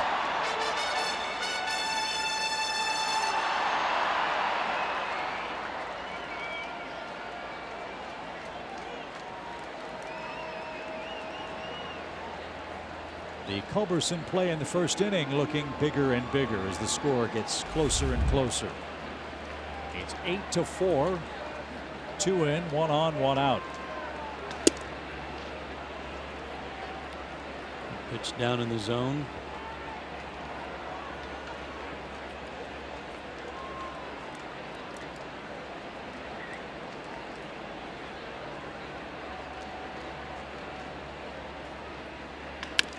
Bouncing ball to short. Runner to third. 2 away.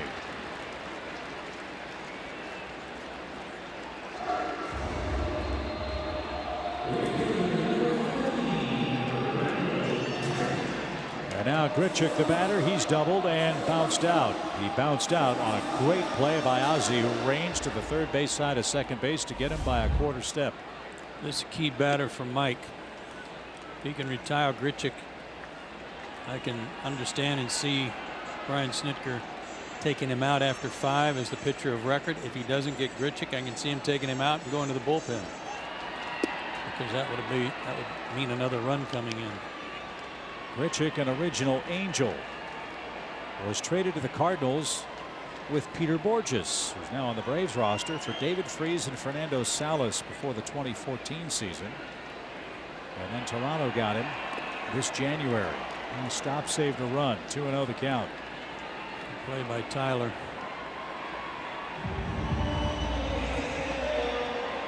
He's only walked 1. That was in the first inning when he walked Solarte. And that may be kind of a tip right there. He hadn't walked anybody because he's been right in the middle of the plate.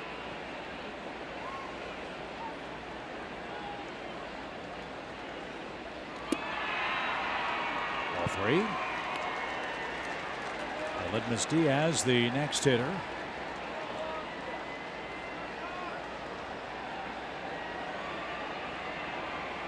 Only 75 for Soroka. The 3-0. He is right there, a called strike. Mike threw 74 pitches against the Mets and went 6 1/3, allowing only 1 hit. Not nearly as sharp tonight. However, he leads 8-4. And the pitch is ball 4. So first and third, Diaz the hitter. And that is going to be it. Mike Soroka will not be able to pitch the requisite 5 innings to qualify for the win, which I'm sure with 8 runs in his back pocket will be hugely disappointing tonight. The good thing for him is that the Braves did score 8 runs. And he got a great play in left field by Culberson. So it's 8-4 Atlanta in the bullpen. Home fifth continues next.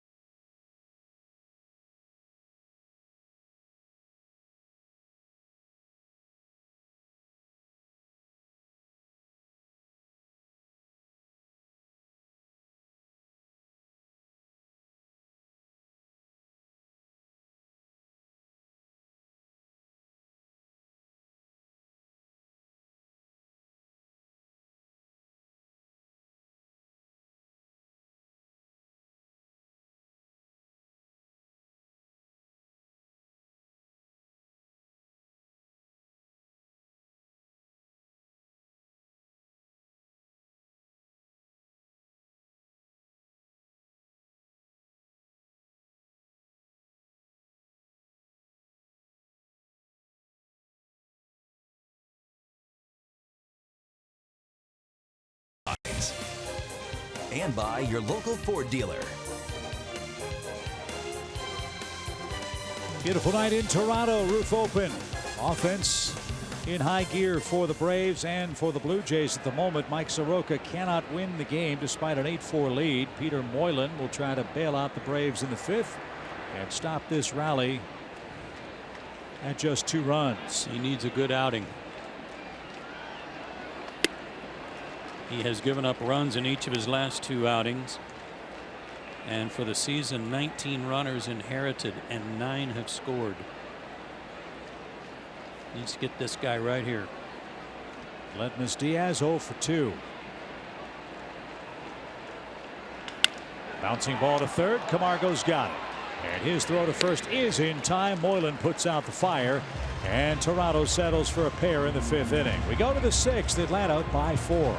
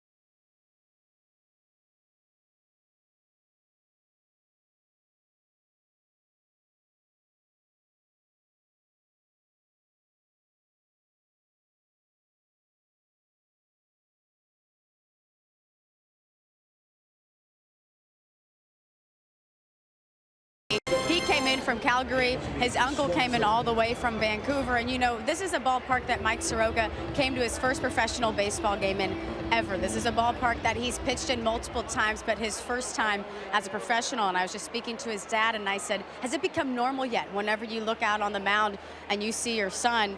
And he said, you know, when you look down there and you see him on that mound, I don't know when it will ever feel real. So such a cool moment for them to be able to be here for Mike making his first big league start in his home country of Canada, guys. Great report, Kelsey. An emotional day to be sure. And unfortunately, he couldn't get that third out in the inning to qualify for the win. And I think Brian did the right thing. It looked like Mike had had enough. Yeah, I don't question that at all. I said if he didn't retire Grichuk, he's probably out of the game. I didn't consider a walk because he'd only walked one guy, but that was probably enough. Good job by Peter to get out of that inning. So Swanson, Freeman, and Markakis versus Joe Biagini. And a strike for the Braves shortstop. Dansby 0 for 3 tonight. He's in a 4 for 27 drought at the plate.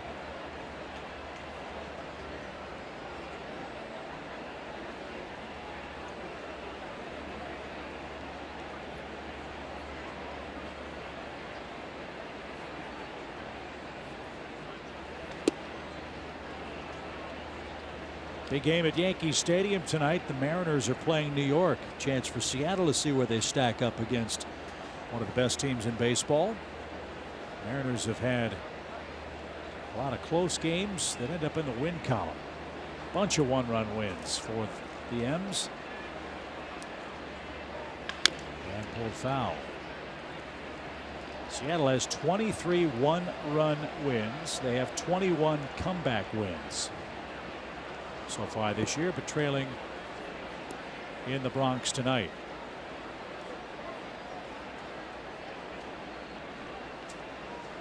One ball, 2 strikes, bases empty, 6th inning, game 1. Braves and Blue Jays.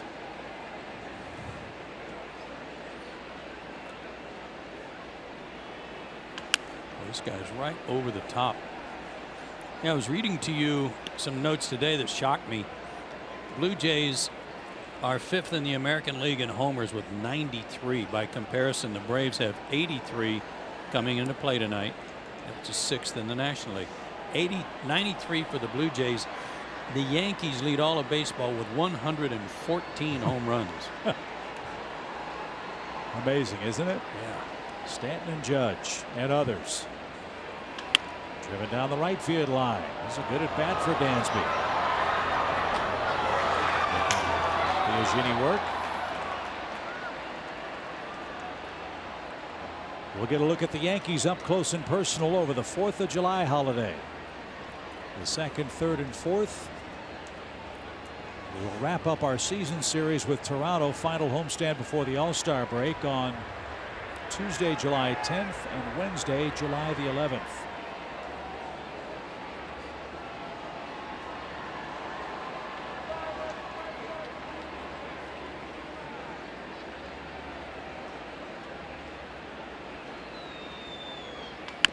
Little number back to the mound. And Swanson's retired. He's 0 for 4, 1 away in the 6th inning. Dansby's made good contact tonight to be 0 for 4. He's hit the ball hard a couple of times, nothing to show for it. But I was just looking on Memorial Day, the Braves played the Mets at SunTrust Park, had a doubleheader if you recall, and Dansby was hitting 275. He was hitting 255 at the start of play tonight. It's been a tough stretch for him, and he's dropped 20 points on his average since Memorial Day. Here's Freddie, 0 for 3 tonight. Has not gotten the ball out of the infield yet. He did there. Flies it toward deep right center. Pilar on the run. Took an odd route, but he got there and then dropped it. And Freeman's on his way to second. It's a foot race to third. He's on his way. The throw there will be late.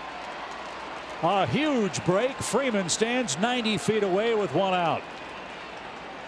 You were exactly right on the weird change of directions he made. It looked like he was going back toward the 400 sign, and then he made a right turn. He's going back. And right there, he had to change directions and out of the webbing of his glove. As always, Freddie running it out. Never slowed down and made it to third. He actually had that in his glove for a while. That'll be scored, a triple for Freeman, and now the infield comes in for Markakis, who's licking his chops here. A chance for Atlanta to get a run back, leading 8-4.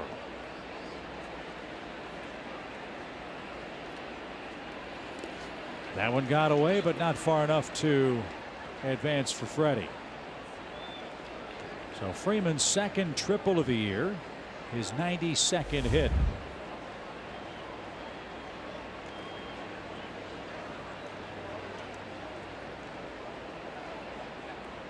It is a great example for any kid watching tonight, any young player, that you never know when somebody might drop one, even someone as good as Pilar.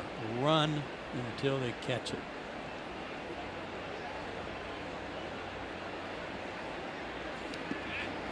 How about that ball in the dirt? Nice and how about play. that stop?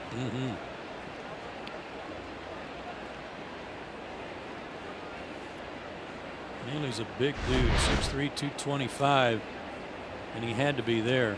Well, he played that hop beautifully.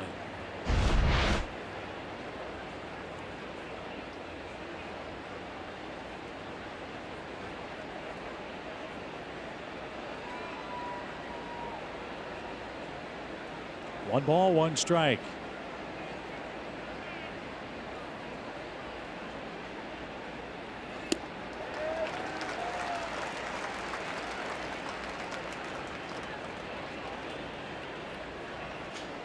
Just past 9 o'clock. As we look up beyond the left field grandstand, look at that beautiful sunset with the roof open. Man, is it a gorgeous night. The 1-2 pitch. Check swing and off the screen. Blues, purples, oranges in the Toronto cloud cover. I'll take your word for it. It's sure pretty.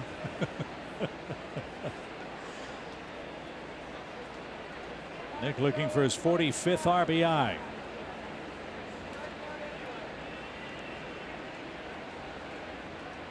And the pitch. Another great stop.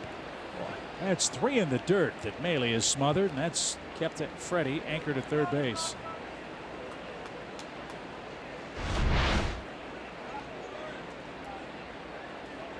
It's got to be a breaking ball. He doesn't throw a split unless he's invented one overnight in the bullpen.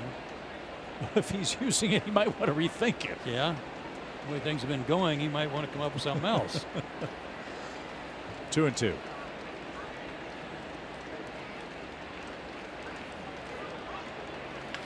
Little number. Freddie holds at third. Long throw to first in time. Infield in, save Toronto there. Solarte made a nice play. A rare missed opportunity for Nick Markakis. Braves have been so good today with 2 outs. Why not take a chance and see if Flowers can bring Freddie home here? That'll eat at Nick all night.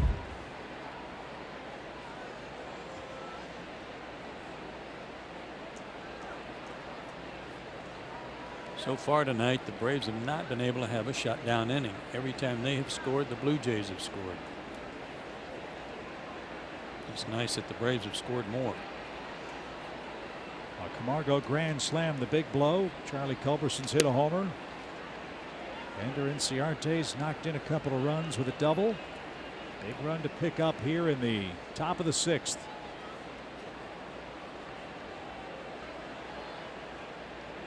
Bottom of the Braves order, 6 for 7, 2 homers, 8 RBIs. See if Tyler can get in on the fun. He almost got hit. 2-0.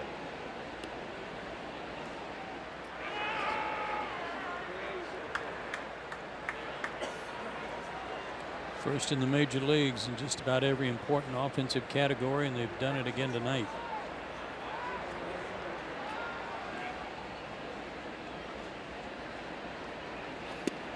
He chased one there. 2 balls and a strike.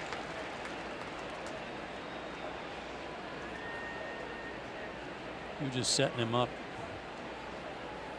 for that breaking ball away again, and he'll take him to right field. Smoke well off the line. Travis playing almost up the middle at second base. And now the 2-1 pitch.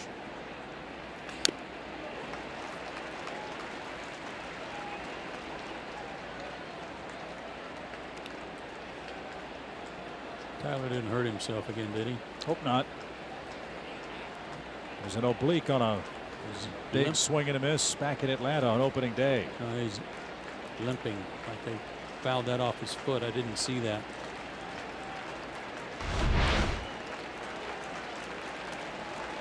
Ooh. Back foot.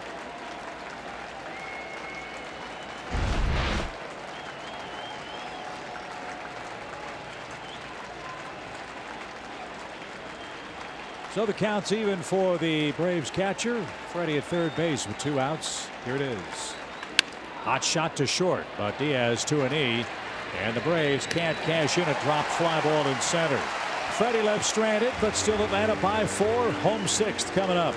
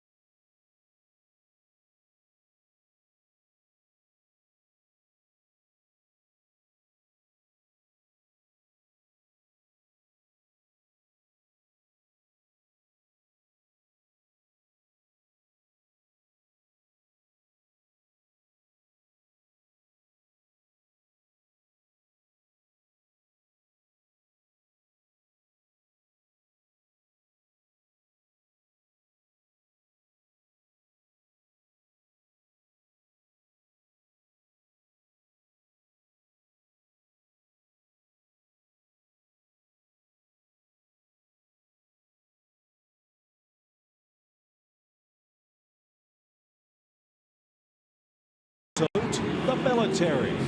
Old Glory flying proudly here at the Rogers Center. The Canadian maple leaf just to the left of all of the retired, I should say, the championship banners and some of the retired numbers for the Toronto franchise and straightaway center.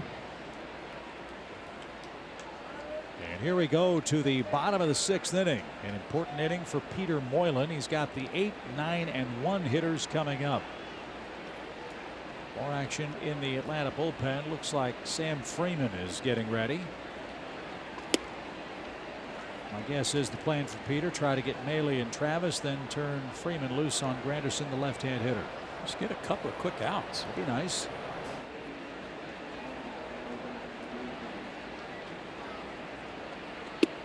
There's a good pitch. Maley's knocked in 2 of the 4 Toronto runs tonight, giving him 18 RBIs on the year. Scary thing is the Jays are 2 for 14 with runners in scoring position, but they're still very much in this game. 1 ball, 2 strikes.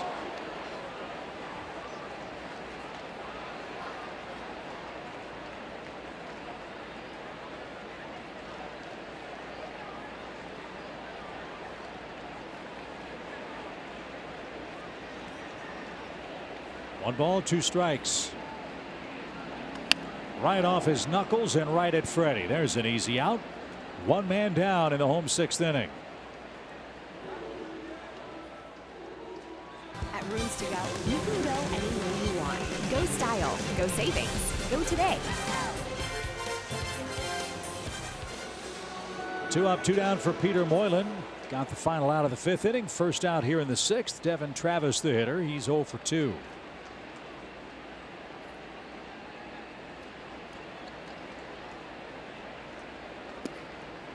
And well off the plate. Ball 1.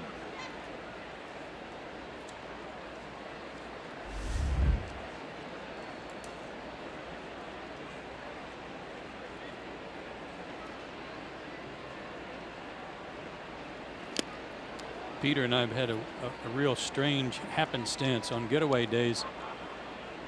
I have come in right behind him to unload luggage and what have you for like 3 straight road trips. Really? Yeah, and it's been just an odd thing that. And yesterday I didn't. So I went up to him and I said, "Well, we're off kilter." A little squibber back to the mound. And a flip to first, 2 away. And he said, "Well, I had to come in early, or I wanted to come in early because I needed to play catch." So he got to the ballpark before the team came to Toronto to get some work in. And maybe it's paying off tonight. Well, he's retired all 3 hitters, and as we presumed, it will be Sam Freeman to get Curtis Granderson. Peter Moylan with an inning of spotless relief, and he was able to play catch a couple of times with Freddie Freeman. 8-4 Atlanta. We continue in Toronto after this.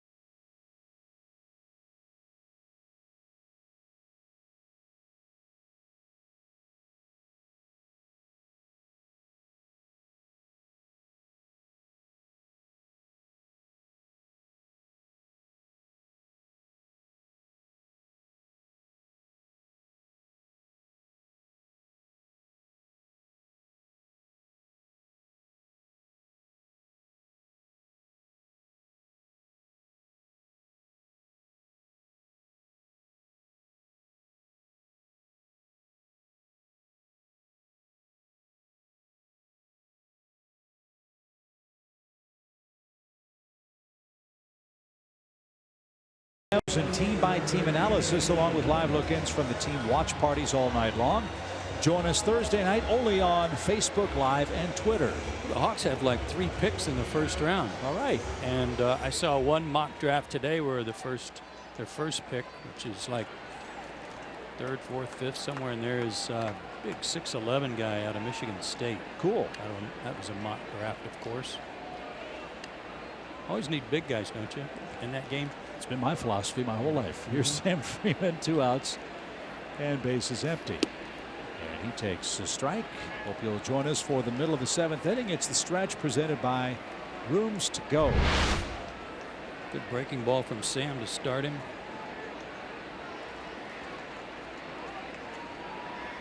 You know, Sam wants a redeemer. He was 1 strike away from escaping a real mess against the Padres. Hung the pitch and paid a hefty price. Yeah, Hunter Renfroe.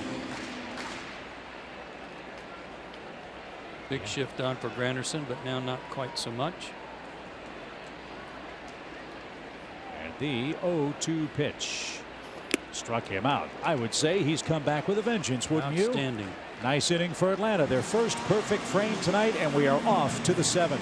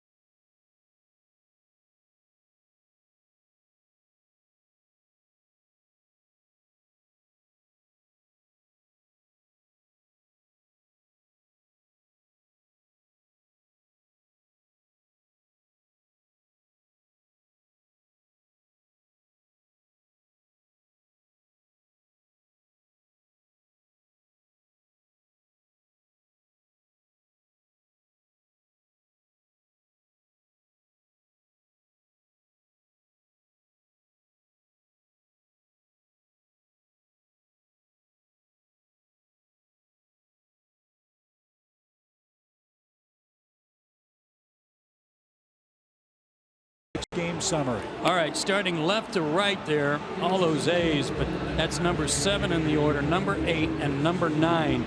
And look at the damage they've done tonight. As Chip told you, they've driven in all 8 runs. They've had themselves quite a good time down at the bottom of the order. Charlie Culberson saved 2 runs with a spectacular catch in the first inning to end the inning. Justin Smoke has had a good night for the Blue Jays. So has Luke Maley, who's driven in 2 of their 4 runs. Well, Preston Guillemette was dragged kicking and screaming from the Toronto bullpen because this is the part of the lineup that has absolutely crushed them tonight. We'll see how he fares, starting with Kurt Suzuki. Fastball, changeup, slider, 90 to 92 in his heater. He's right over the top. Tyler Clippard-like. He's on their team. This guy's a former Cardinal who made his big league debut against the Blue Jays in 2013. Must have made a good impression. Boy, he drops that, takes it out of his glove, drops it way down, and then it's almost like a windmill coming over the top. Might get a good look at that coming out of his hand. Right-handers are 5 for 10 with 2 homers. Yeah, I'd say they are. 2-0 pitch. Popped up, back behind home plate. Maley will give chase, and he'll make the catch at the on-deck circle. Boy, catchers hate that, don't they, when they pop up to the catcher? Everybody does. Especially the catchers. It's like it doesn't count. It's like overs. But yeah, especially catchers. So here's Charlie Culberson. A walk, a homer, 2 runs scored, 1 knocked in, 2 saved with a catch. Folks, if you missed his grab in the first inning, that was one of the best catches of the year. And our StatCast info said he had less than a 50% chance to catch that ball at the crack of the bat. But somehow he outran it, caught it, slammed into the wall almost instantaneously, held on to save 2 runs. And this one sharply hit to third. Solarte, he's a good player. Made a nice play, 2 out. Hey, look at this, folks. Scoreless game.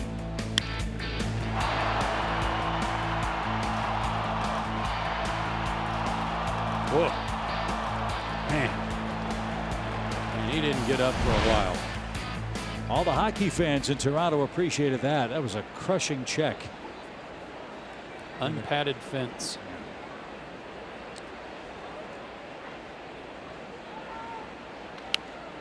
Fouled back by Ender, who's had a great night.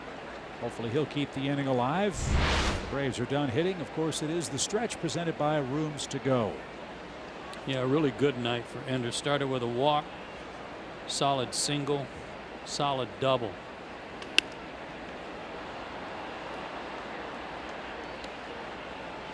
Good crowd tonight. 32,466. They're over 1.5 million already.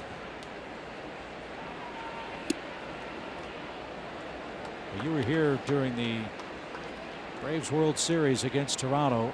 I wasn't. I can only imagine how loud this place got. Unbelievable. Roof closed. Crazy loud. And a swing and a miss. Guillemette, an impressive inning. 3 up, 3 down, 8-4 Atlanta. Time to stretch.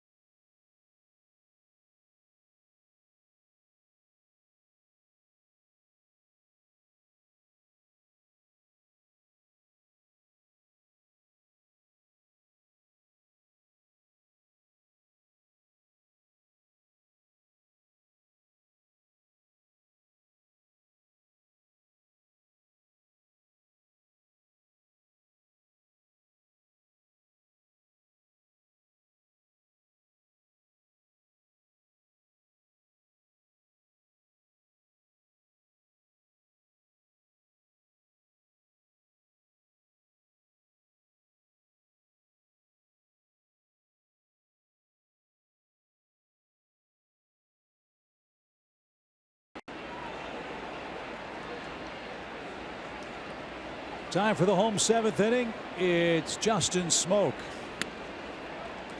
a switch hitting first baseman who had 2 hits in his first 3 tries tonight. You know, back to that trade the guys were talking about. They are so solid at the end of their bullpen in Washington with Kinsler, Doolittle, Madsen, that you never have enough. I mean, that's an old adage too. But it makes me wonder, I'll go back to what I said earlier, it makes you wonder if maybe they're not all healthy and they're just trying to do some protective maintenance.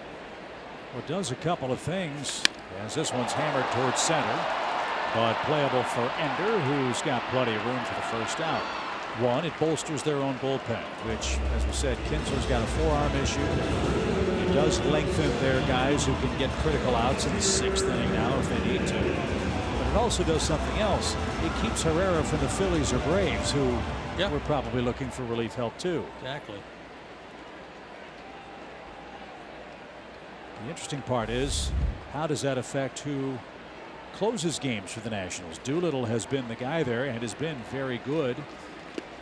But you look at Herrera's numbers, I mean, he walks nobody, and he was extremely successful for a bad Kansas City team. I read that Mike Rizzo found Doolittle before it was announced and said, "You are not moving spots anywhere. You're the closer." Really? Yeah. Okay.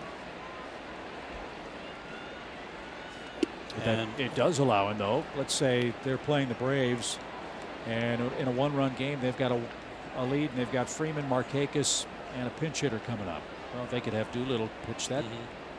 It gives him an alternate. Yeah.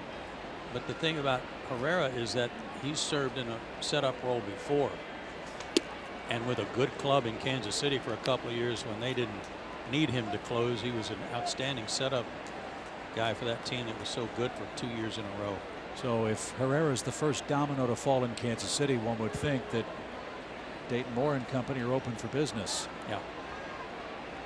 1 ball, 2 strikes. As that's way outside. It's 2-2. Third baseman that potentially will be on the free agent market this offseason. One of them's here, Josh Donaldson, who's had shoulder problems and calf problems. He's missed about 3 weeks with a bad calf in a very important year for him.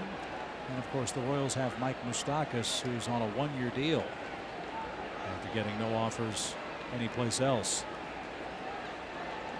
2-2 pitch. It skips up there and got a piece of Tyler Flowers. Or didn't get an offer that measured up to his agent's requirements. You know what? That's probably a more accurate way of putting it. That you never know if Mike knew about those offers or not. Teoscar Hernandez has a full count. And a ground ball to short. Nice pick by Dansby and a perfect throw. Whatever issues Dansby's had at the plate of late, it has not affected his defense. No sirree, Bob Dixie it hadn't it. He has been excellent over there. He and Ozzie have really been tight up the middle. Got Camargo with a shotgun on his right side to throw balls from across the diamond at third base. It's really been a good defense. So here's Solarte. Whoa, whoa, whoa, whoa. He's 1 for 2 with a 2-run double. I'm sorry, my headphones are cutting out again. Pitch is low, ball 1. This guy might be one of the big bargains in baseball, considering his production and his compensation.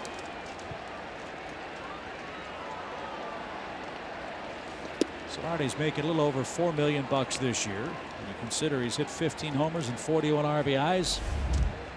As crazy it sounds, he might be grossly underpaid. Yeah, and he's been a great fill-in for Josh Donaldson to play third base. Next year, $5.5 million. 2020 year, he's got an $8 million deal. The next 2 years on his contract are options that almost certainly you'd think Toronto would pick up. Ooh. Not happy about that check swing strike. I gave a thumbs up down there to Mike Winters in a sarcastic way.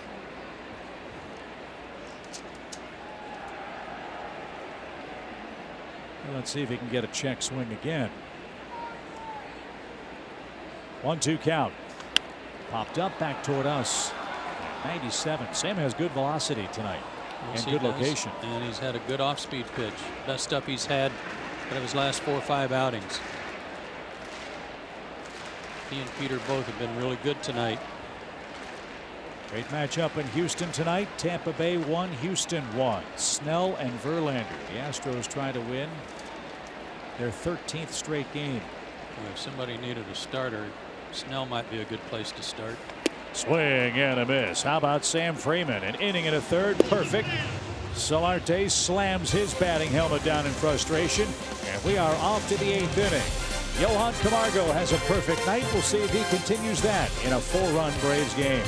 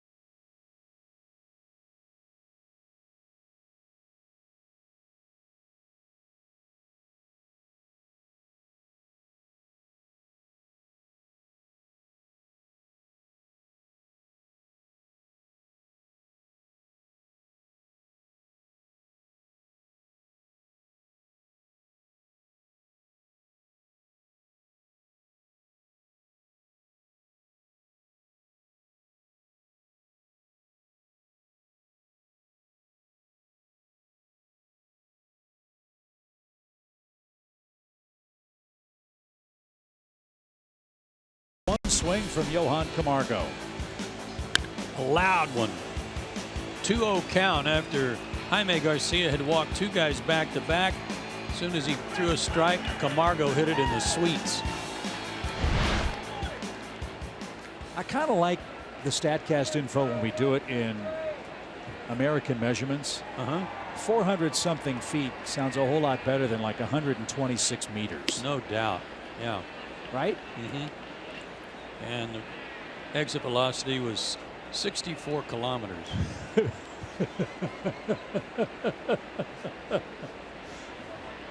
I'll never forget somebody, it might have been you were working with my dad and you were talking about the difference between the metric system and the English measurements. And I think you asked my dad, well, what's a kilo? I said, well, that's 2 pounds. Without even hesitating. I didn't need to hear that. Camargo on his way to second. Strong throw, but he's a perfect 4 for 4. First 4-hit game of his career to go along with his first grand slam tonight. And Atlanta just keeps on keeping on offensively tonight. 2 singles, a double, and a home run. Hopefully he'll get another at bat, maybe have a chance for a triple. Thinking 2 out of the box. He's used the whole field tonight, both left and right-handed. It's been a fun thing to watch. And he needed a game like this, even with the good homestand, Joe, because I'm sure Johan's been kind of surprised at his offensive struggles with regards to the batting average. Yeah, it's uncommon for him, especially given what he was able to do at the end of the year last year when he got called up. And it's a shame he missed that month with a bad knee, that funny jump over the baseline. Remember that? Yep. The beginning of the game. Bone bruise. And then this year sidetracked with the oblique and back problem. As this one's dumped down the left field line, Ozzy's got a blue pit. That's going to score the 9th Atlanta run. Helmet flying, so is he. Throw off target, and it's back-to-back doubles in the Atlanta 8th. So all of a sudden, the bottom of the order feeding the top of the order. And we remember how fun that was for about a 3-week period. Wouldn't that be nice to see going toward that road trip and the month of July? Ozzy could use that. 4 for 22 on the homestand. with a homer. And remember, he had a double on Sunday in a pinch hit appearance. That seemed to get him going. And a little bloop here, and he's thinking 2 all the way. Throw was off the mark, and he's in there. Good hustle. Fun to watch. All right, Dansby, your turn to get in on the fun. 9 runs on 11 hits for the Braves. That's 42 RBIs for Ozzie. That's 2 behind Nick and 7 behind Freddie. And he's batted leadoff almost a lot. A third of the season, if not more.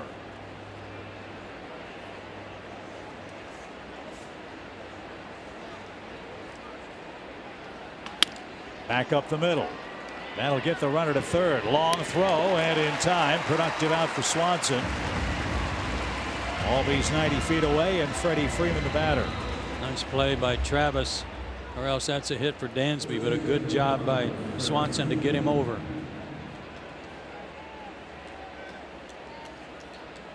So Freddie Freeman with his 92nd hit last time up. It was a triple in and out of the glove of Kevin Pillar. And how'd you like to be one of the Toronto infielders right now? Nope. No? Nope, especially on the right side. No, thank you. Remember Ben Ogilvy? Yeah. Oh. Got to try holding a runner on at first base with that big dude up. Because all he wanted to do was hit the ball hard right at you at first base. That's what he was, a dead pull hitter. I'm just hoping he fouled it off. Nice changeup. They have not thrown Freddie many fastballs in this game, and you can certainly understand that. And he's done a good job in this situation. Need to get another one in here.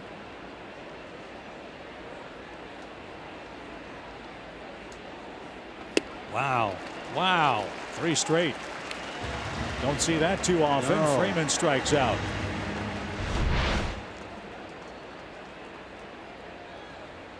Two breaking pitches, 2 off-speed pitches. Perfectly placed. Well, you said Nick Markakis would be gnashing his teeth thinking about a missed RBI chance in his last at bat. He won't get a chance here. The Jays will walk him intentionally and go after Tyler Flowers, who's 0 for 3 with a walk of his own. Kelsey reported on the All-Star voting tallies earlier today. Freddie Freeman, Nick Markakis, Ozzie Albies, all doing great work at the ballot box. Braves country, keep on voting for your favorites. All-Star game will be in Washington, D.C.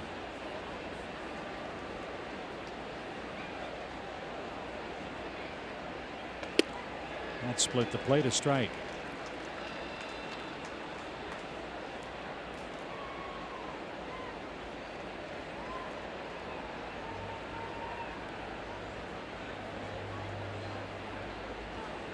And our crew reminds me, first the pitch, 0-1.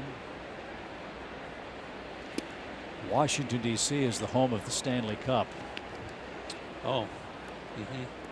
Maybe the most important sporting trophy that there is in this part of the world. 1 ball, 1 strike. 9-4 Atlanta. An RBI double from Ozzie Albies. Brought home Johan Camargo. And the pitch. Almost hit him. Well, maybe the Maple Leafs can figure out a way to bring it back here after how many years?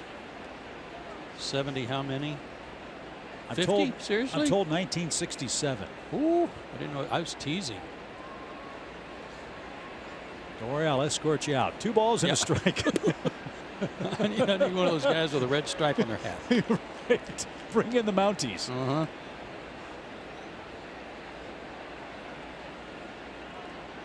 Kurt Suzuki hopes to hit again. He's got a pair of knocks tonight and has scored twice. The 3-1 pitch.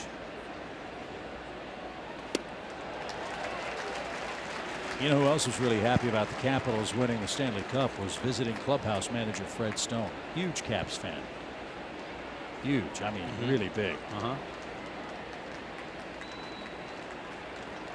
Well, maybe they'll hire Barry Trotz.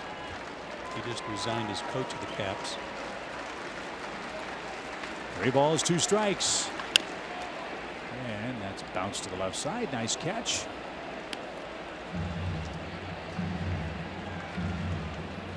How about the lady that caught Camargo's grand slam ball up in the box right below Carlos Delgado's net? Yeah, I wouldn't mind seeing her again either. If we want to show that replay.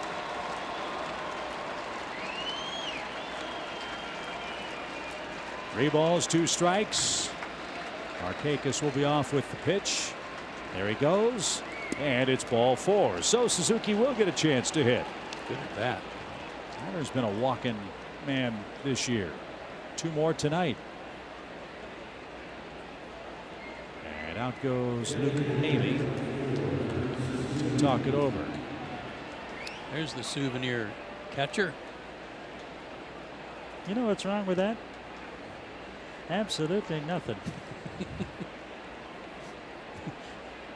I heard that just about every night. Sometimes not on the air. When you guys were discussing the metric system, probably. Yes, probably. Base is full of Braves again. Kurt Suzuki, the Braves' designated hitter. He's had a good night. 2 hits, 2 runs. Again, the last Braves DH with a homer, we hate to say this, was Jeff Francoeur. Oh, I know he's listening. July 27th, 2016 in Minnesota. Wind was blowing straight out. You know, they did move the fences in. Yeah. He said he had 27 hot dogs and a home run that day. Here comes the 0-1 pitch.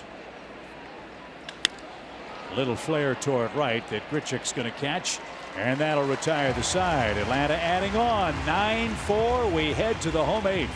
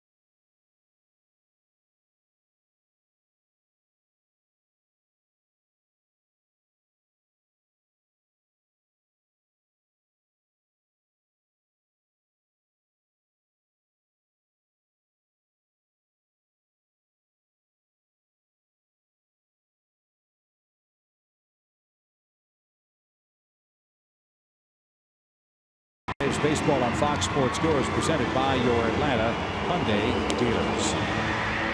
9-4 Braves in game 1 against the Blue Jays.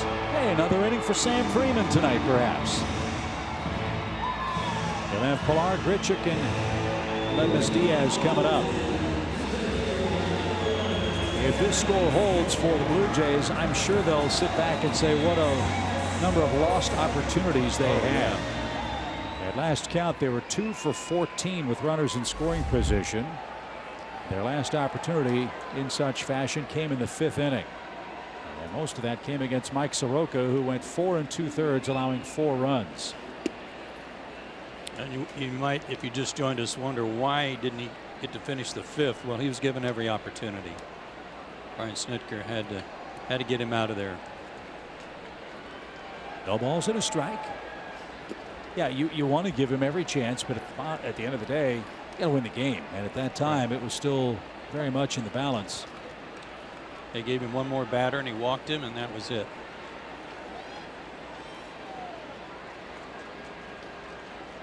Kevin Pillar leads off for Toronto and takes one in the dirt. It's 2-1. Yeah, they'll look back on tonight's game, depending on the outcome, and say missed opportunities and a great catch in the first inning that may have really had them going in the right direction. Great catch by Culberson. Yep, excellent point. Nationals lead Baltimore 9-6 tonight. Baltimore led that one 4-1 or 5-1, and then Washington came roaring back. Cardinals lead the Phillies though 6-4. The Phillies and Nationals tied 3.5 behind Atlanta, which has the best record in the National League. 2-2 pitch. Struck him out. Pillar caught looking good. Fastball at 96, shaved off the inside corner. Third strikeout for Freeman in an inning and 2/3.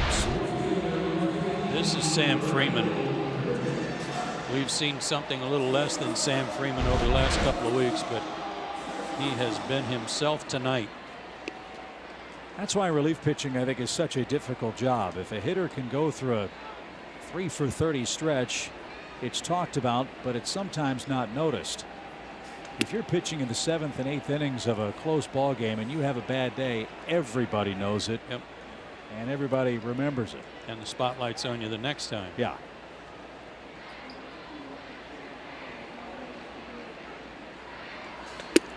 Well, I mentioned the great catch by Charlie. There were also a couple of plays, great plays up the middle by Ozzie Albies too, that robbed the Blue Jays of base hits up the middle. Dansby's had a good play. And right now it's country gas. fastball. It is Yeah. just gas. That guy's 4 for 4 with a grand slam. Heck, Kelsey could take over the Braves live all by herself, picking out post-game guests for this one if the score holds. She's got 4 or 5 candidates for this game. Just saw something while we were looking at Johan. Dansby got his attention and called him over off the line a little bit because Grichuk was late on the fastball. He didn't expect, Dansby could tell. He said, I don't think he's going to get around the fastball, come off the line a little bit. Good idea. 1 ball, 2 strikes for Randall Grichuk, who swung at a ball in the left-hand batter's box and will be thrown out at first. 4 strikeouts for Freeman, who's giving the rest of the Braves bullpen a huge lift. They had a day off yesterday. They'll have a day off on Thursday.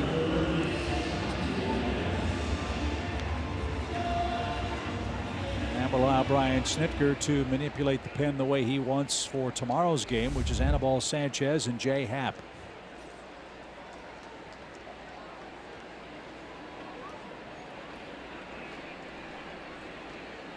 So 2 outs. Here's Diaz, and he swings and misses. Boy, Diaz has come up with runners in scoring position all night.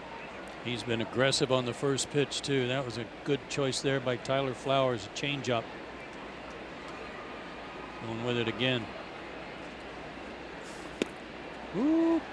Sam, you are dealing tonight.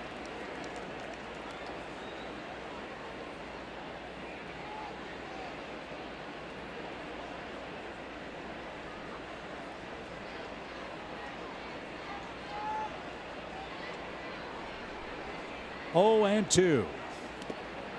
Laid off that one. And the count of ball and 2 strikes.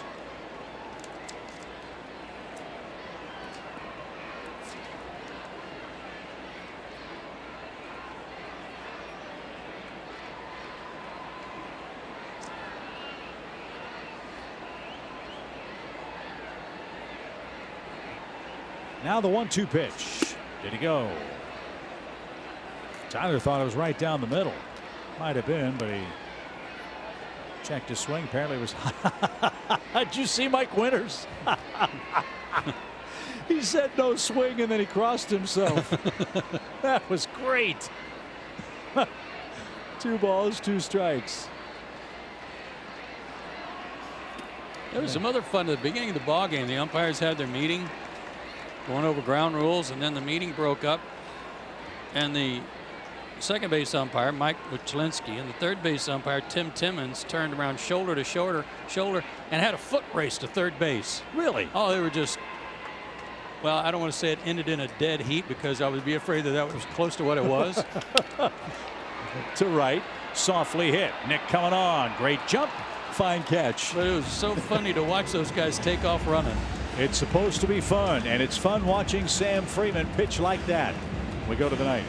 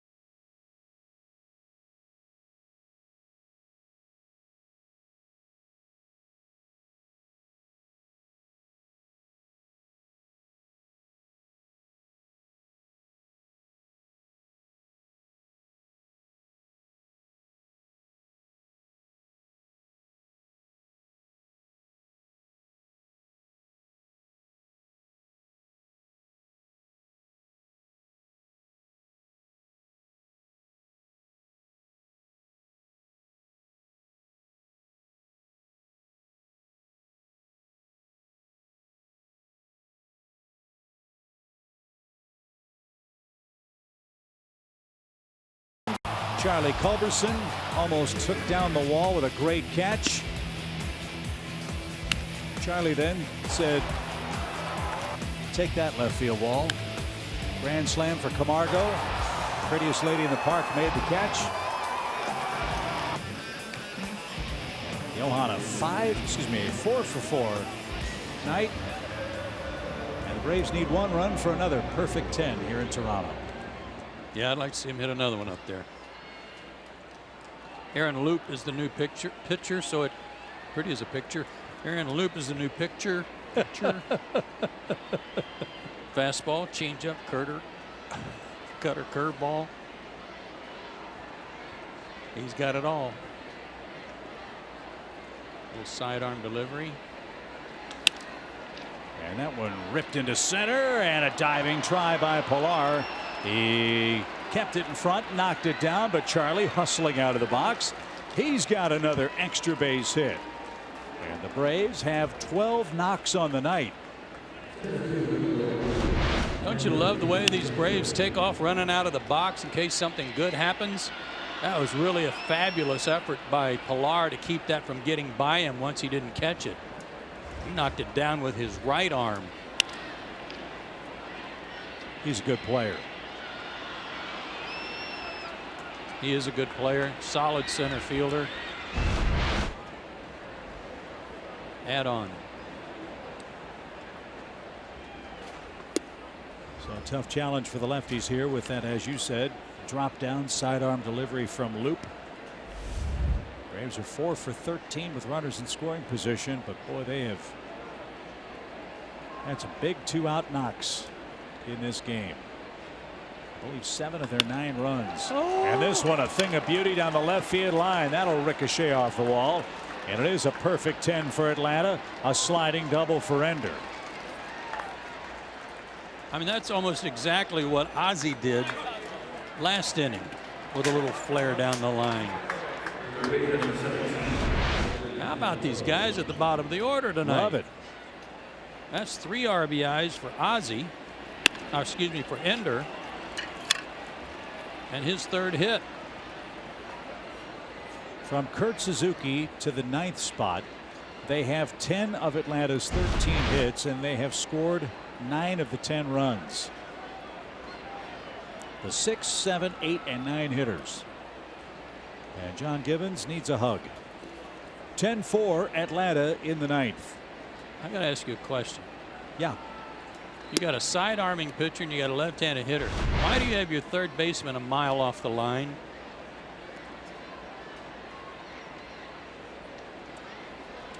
Don't you kind of expect or maybe play to the fact that that left-hander might have a little trouble? And thank you. That's a question for Larry Wayne Jones Jr. Might be watching, as that one's just foul and almost a fifth hit. Yeah, he needs a triple. Just if he puts one in play, just run till they tag you. Yeah. Maybe he'll make it to third.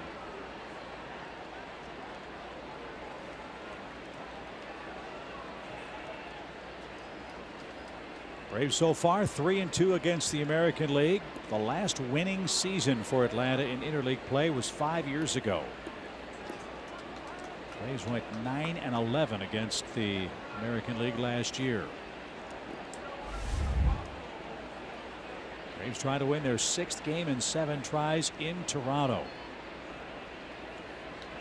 Gotta like their chances so far tonight. Ball 2. Well, there's a lot of us that might look at tonight's game and say, getting a little payback for 1993. Well, 92 it was, sorry. It's going to take more than 20 games for that to go away. Yeah, it might. 2 balls and a strike.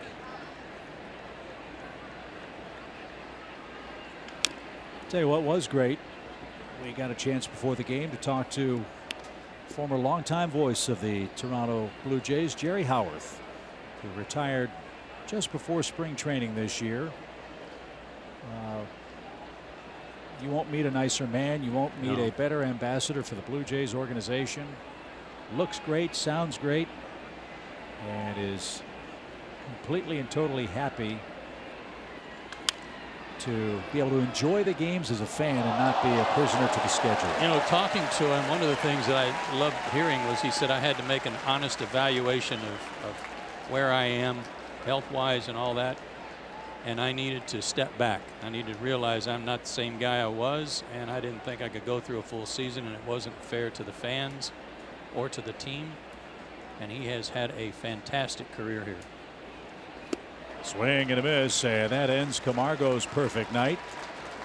Well, Jerry Howarth and Tom Cheek were the voices of summer here in Toronto pretty much since the first ever game. In fact, I think it was the first game for the 2 radio guys.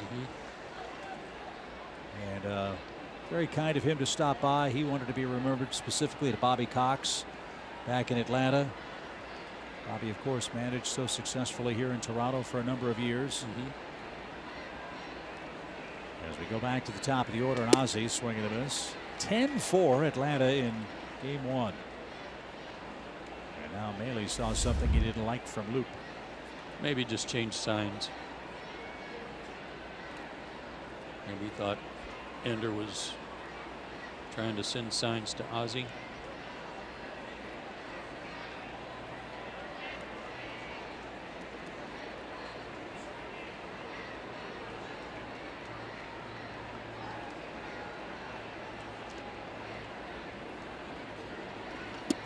That's in for a strike.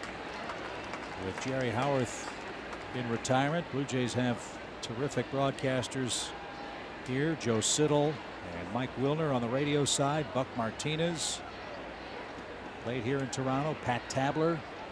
Dan Schulman is back. And Jamie Campbell is one of their announcers and pregame hosts. As that one is a check swing and a strikeout. Albies is the second out of the inning.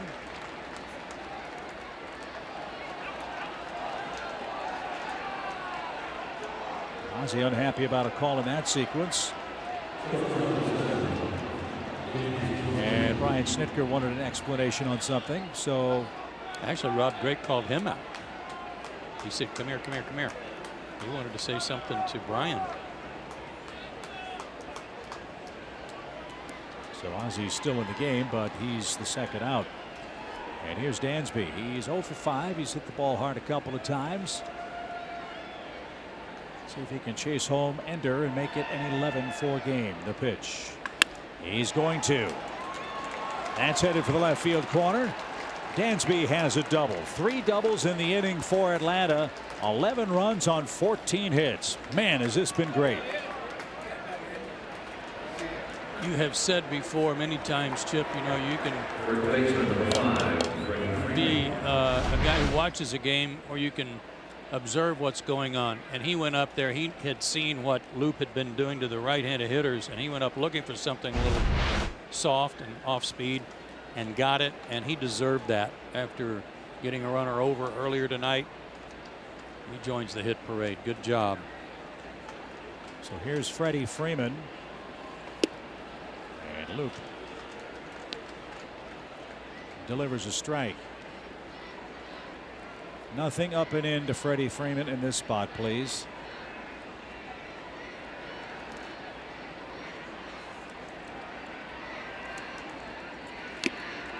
And in and out of the catcher's glove. Yeah, it's very Hobie Milner-like.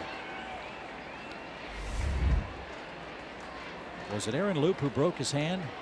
Might have been. May 17th, I think it was last year. Might have been. I think you're exactly right on that. No balls, 2 strikes. And that went right through the wickets. And a great read by Swanson to see how hard that ball ricocheted right back to the catcher. Wow, they don't even have a brick wall, but that came back like it hit a brick wall. I'm scared of that dinosaur. I wanted to get away from him as fast as I could.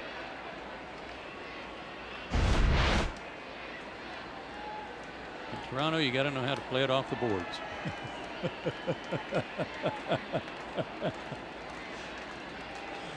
1 ball, 2 strikes. Oh, there's a pitch inside. Freddie fought it off. Ron Washington will have to ice down that right shoulder after the game. That's because he's been a busy man in the third base box. He's been waving them home all night. 4 in the second, 1 in the fourth, 3 in the fifth, 1 in the eighth, 2 in the ninth.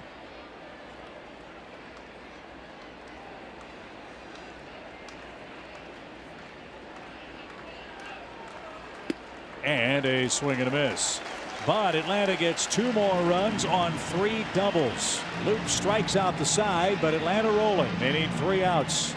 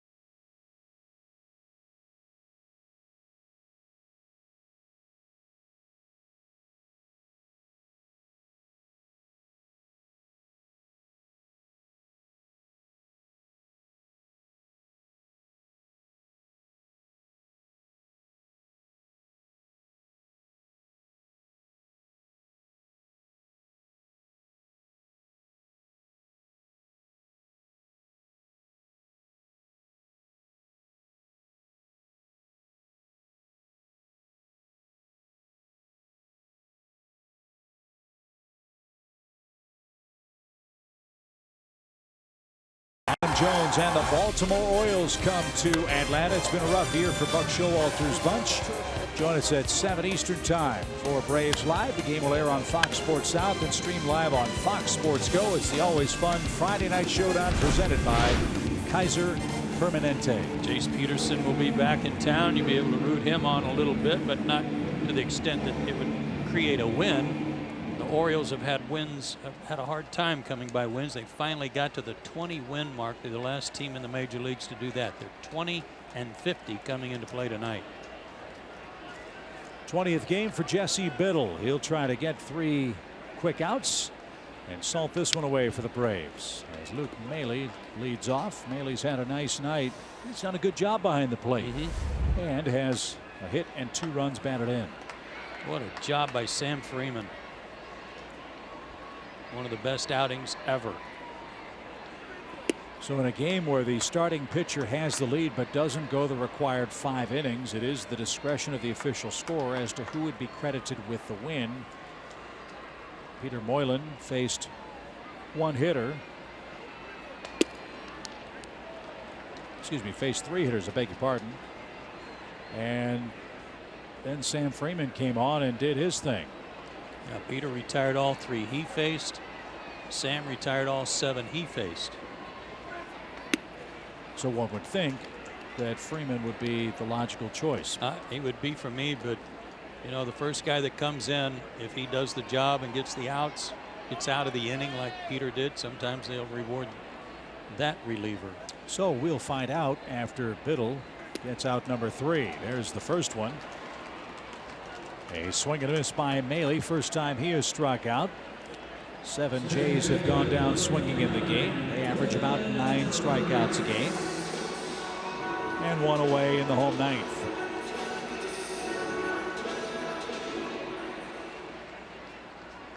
Devin Travis 0 for 3 as well. He's gotten the ball out of the infield once. And a strike.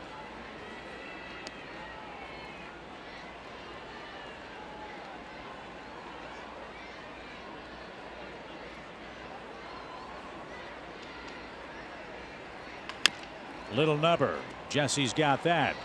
And a sinker to first. What a play by Freeman. Well, at least he gave him a good hop. That was a long throw.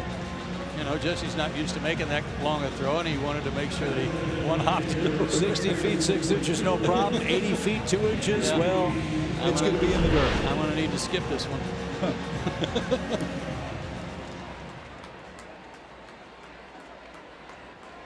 Oh, Glavin was watching. It's a beauty. So here's Kendrys Morales. Disappointing year for him. .226 average, just 5 homers. Yeah, there are a lot of folks who are really bummed out in Toronto because Morales has underperformed. You mentioned the injury to Troy Tulowitzki. Russell Martin has not had a good year. Boy, Russell Martin's average. Donaldson's hurt. I mean, that's a lot of obviously talent, but that's a lot of payroll that's gone into poor seasons here in Toronto. Russell Martin's hitting 165 in 158 at bats. 26 hits, 6 of them were homers. Well, he's the final hope, and he shoots one right to Ozzie. Backhanded stab, and on an 0-2 pitch, Kendrys Morales grounds out, and the Braves have clobbered Toronto 11-4. This was Charlie Culberson's night tonight. Johan Camargo too. One never knows how the game might have changed had Charlie not made that play up against the fence. Well, you said at the very beginning of the game, Chip, that the Braves have averaged a ton of runs here when they've played in recent years, and they certainly did it again. Averaging over 7, they scored 11 tonight and thumped Toronto in game 1. Sam Freeman is credited with the win. Jaime Garcia takes the loss, and in 3 hours and 3 minutes, the Braves have won their 43rd game of the year. What a night. Plenty of offense up and down. Excellent relief work from Moylan, Freeman, and Biddle, and we'll talk about that on Braves Live, presented by Xfinity. It's coming up next.